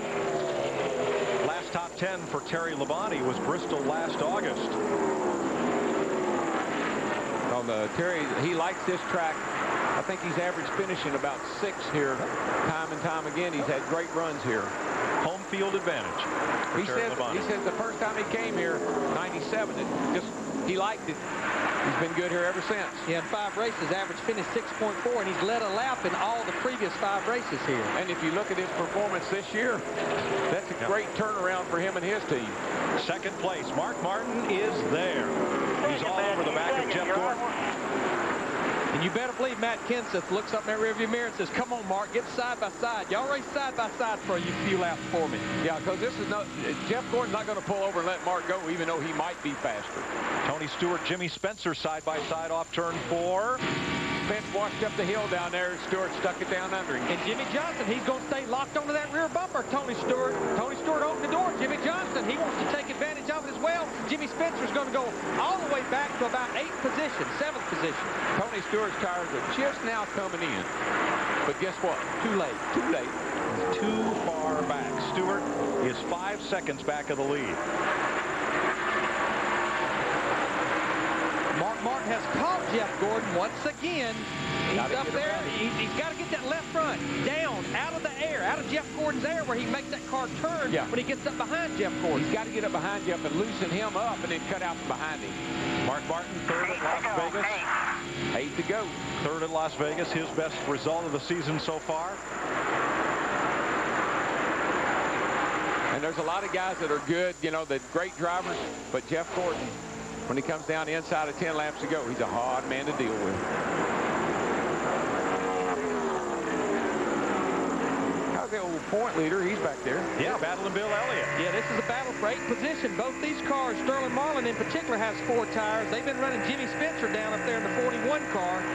You know, right now, if you're back in traffic, those 2 tires probably aren't feeling too good. No, they're not. But out in front in clean air. Moving on, baby. Moving on. 7 to go. Now, if you're Matt Kenseth, Darrell, to see those 2 cars behind you side by side in your mirror, is that the best sight in the world? You know what? I mean, he knows they're back there, but he better not be looking back. Okay. Because when you're looking back, you're losing time. You just let that spotter and the crew chief and everybody else keep you abreast of where you are. What I mean looks like he's holding his own. What I mean is if they get to battling, oh, that's great for him. That's great for Kenseth. Oh, yeah. At that time, Mark Martin was real fast through the middle of the corner, but it's like he just couldn't keep the speed off the corner, had to back off just a little bit to get the car to turn. Well, as he went across the wake of the 24 car, it lifts the front end, and he loses the front end for a moment. Meanwhile, Sterling Marlin went past Jimmy Spencer. That's 4 more points for our point leader, Marlin. Moves him up to 7th. And pulled away in a hurry. Yep. Again, 4 tires versus 2 back in the pack. So you've got Kenseth pretty much by himself. Gordon and Mark Martin nose to tail. Ricky Rudd has gotten way out ahead of Tony Stewart and Jimmy Johnson. Then Sterling Marlin, Jimmy Spencer, Bill Elliott, Terry Labonte, Rusty Wallace, and Mike Skinner, the lead lap cars. And another just fantastic day for the 48 car. I mean, give me a break, guys. He's running in 6th place. Rookie guy, I mean, he's doing what a whale of a job. If he doesn't get my Lowe's credit card working, no, I'm not going to be mad at him. I know that. 3 to go. Y'all got y'all, didn't you? Mine works. Get here, 2 laps. Last time Matt Kenseth came across the line, 29.66. Jeff Gordon and Mark Martin back there running 29.80. So he's pulling away here as they'll come across the line. 2 to go. Well, I believe the fat lady might be clearing her throat. Clearing her throat. Starting to hum a little bit. Getting her pitch right. Mark's all over the back of that 24 car. I don't think he's ever going to get enough run on him to get by him, though.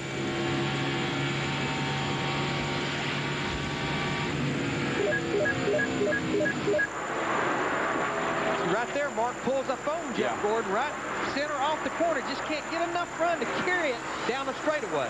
Got one more lap to try. And I think what Jeff's doing is just being sure he doesn't get up off the bottom, because I don't believe it. I think he knows that Mark can't pass him unless he gets a nose under him. Well, Mark did the same thing in the middle of 1 and 2, right up on the rear bumper. He just can't keep that speed off the corner. Gets back in it quick, but just can't carry the speed off. Hey, Vandermont, you know what to do. Number 17 coming off of turn 4. Checkered flag in the air. 6 races, 6 different winners. Matt Kenseth beats Jeff Gordon by a second. Mark Martin is 3rd. Ricky Rudd 4th. Tony Stewart, Jimmy Johnson the top 5. Then Marlin, Spencer, Elliott, Labonte the top 10. Good for Terry Labonte, a top 10 finish. Point leader up to 7th. How about Matt Kenseth and the whole Roush? 2 cars in the top 3 for the Cat in the Hat. Jack Roush. And even Kurt wins for Matt. Kurt Busch had a good car and cut that tire down as well in the 97. Dick Berggren. Attaboy, Robbie Reiser is crew chief. Last year, the best you guys could do was 4th. Now you got 2 wins and 7 starts. How in heaven's name have you got it going so well? Well, I'll tell you what, it's about the people. All the people that are involved with the 17, I can't thank them enough for everything they've done for us. For the guys at the shop, Wayne Gaudet, our shop foreman, all the guys that put these great cars together every week for us. Not only them, but I want to thank all the people at Roush in general for what they've done for us. It's been a great year so far. 97 and the 17 have been working together really great. And 6 and 99 are coming around, so everything's looking good. It's pretty exciting. Well, it sure is. Driver and crew chief used to race against each other. Robbie decided it was time to put Kenseth in his car. When he got hurt, couldn't race anymore, and what a combination they have proven to be. It's been a great one, Dick. So Kenseth the winner, Gordon 2nd. We should mention this is Jeff Gordon's 300th Winston Cup start, and he is the first driver in the history of NASCAR to make his 300th start in all consecutive races, from race 1 to race 300 without missing an event. All started on the day that Richard Petty made his last start in a race, Atlanta 1992. And Alan Kulwicki, who we lost 9 years ago this week, won his Winston Cup championship, all in that one event.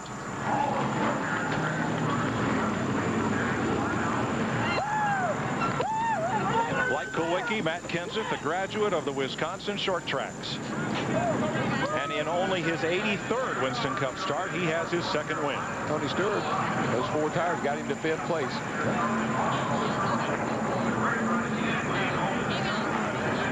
Johnny Benson, first car lap down. Dave Blaney, 15th. Dave Blaney was even on pit road one time with the hood up. Exactly. And Stacy Compton, he's 19. Last time I saw Matt, he and Katie were on their Harley riding back from Bristol. Nice leisurely ride back to Charlotte. There's Katie along with Jeff and Michelle Green. And a number of Winston Cup drivers who made that trip on 2 wheels.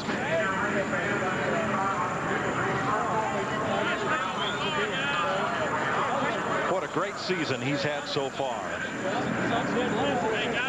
2 wins, 2nd in the points.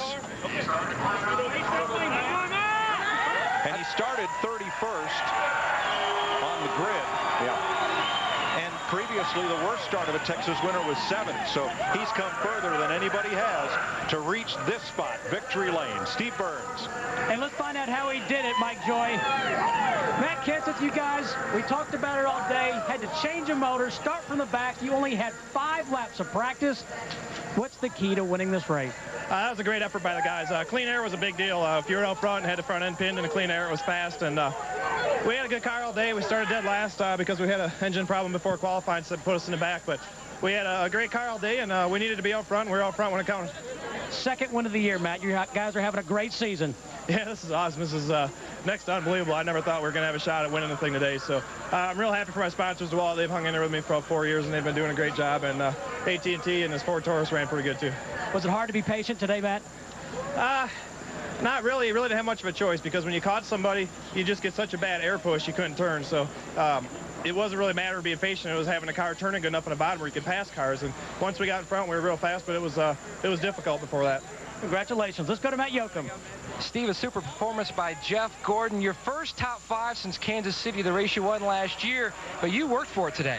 Yeah, we did. As a team, we worked for it. And, you know, I just thank God for this team because they never give up, you know, and we can overcome any adversity. And we've been throwing some here lately. And today was a real solid day for us. And couldn't ask for a better day for the DuPont Chevrolet. And to start where we started from, really, the car was great. We just need to get track position. We adjusted on a little bit all day.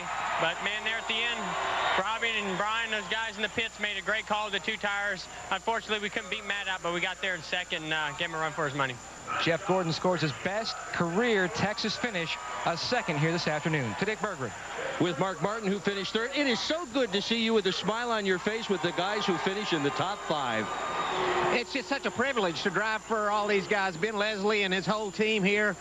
They had a Viagra car hooked up today, but it was a little bit slow on new tires, but it was one of the very best cars here on the long run. And, you know, we'd lose so much ground early. Well, we would make it a lot of it back up, but we couldn't contend to win because we couldn't get off to a good start. So on the last caution, putting half a set of tires on, you know, was good for us. We probably ran better than if we would have taken 4. And I was wishing we didn't have to take any. We were going to finish that good if it would have gone green right down to the end because we were just marching, you know, the leaders down. I think it might have had something to do with the fact that you let Steve Burns into your motorhome yesterday. To Matt Yoakum. Dick, the first 5 races in 2002 for Ricky Rudd. His average finish was 26, but the last 2, 3.5. You guys have really turned up the wick, Rick. Yeah, these guys, you know, we've been to a short track at Bristol, run 3rd, run 4th here today at Texas, a big track. And, you know, like I said, a couple of weeks ago, they identified all the problems and went to work on them. And these guys on this Haviland Ford team today just gave me a tremendous race car. We got out of sync on pit strategy a little bit, and our guys did the right call at the time, but we just about got a lap down there, and we never could come back after that. Our car got pushing really bad, and I saw we caved the front fender in on it a little bit, and that just kind of killed us. 3rd at Bristol, 4th today here in Texas. Mike? And of the cars that ran well at the top of the day, he was the one that was there at the finish. We hope you've enjoyed our coverage of the Samsung RadioShack 500. Our post-race show with results. Matt Kenseth, 2nd win of the year.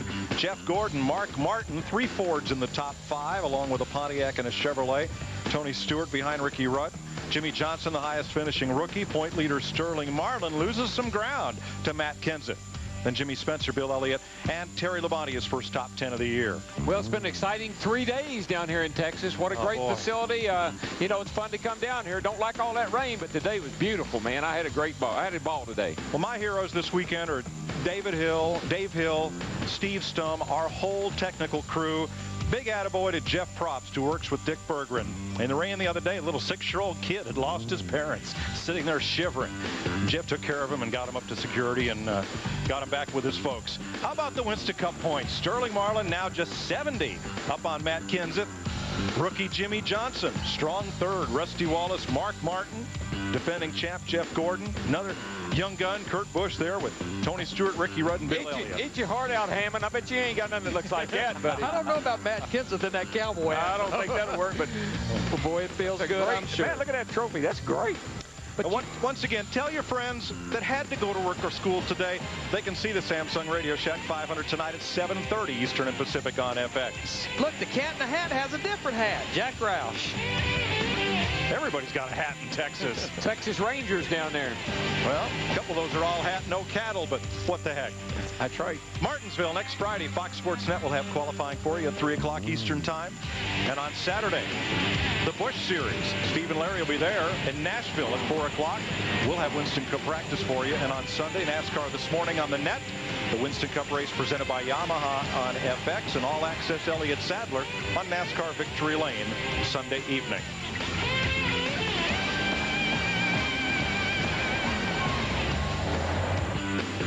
For more, log on to foxsports.com or on America Online as keyword UPS Racing. 180,000 fans stayed over to Monday. It was worth the wait. And you know, we talked about this thing possibly being one on pit road. What a great call, Robbie Reiser. They had already changed 2 tires. I felt like they probably was going to need to put 4 on. He rolled the dice and changed 2 again. So once again, even though Matt Kenseth had a great race car, good work, good strategy by Robbie Reiser and that crew. What I love is, and I said it at Bristol, and I'll say it again, we finally have a situation where you got to think. You got to think about 2 tires, 4 tires, no tires. It's not just 4 tires every time you come down pit road. That puts a lot of burden on your old shoulders, buddy. Much more than just who's got a fast race car. It makes the racing more exciting because you got options, and I love options. 6 Winston Cup races at Bruton Smith's beautiful Texas Motor Speedway, perhaps the showplace of the sport. 6 different winners. And the newest sheriff in town here north of Fort Worth, Wisconsin's Matt Kenseth. For all of us with Fox Sports, glad you could join us on this Monday. Thanks for sticking with us. Hope you enjoyed the Samsung RadioShack 500.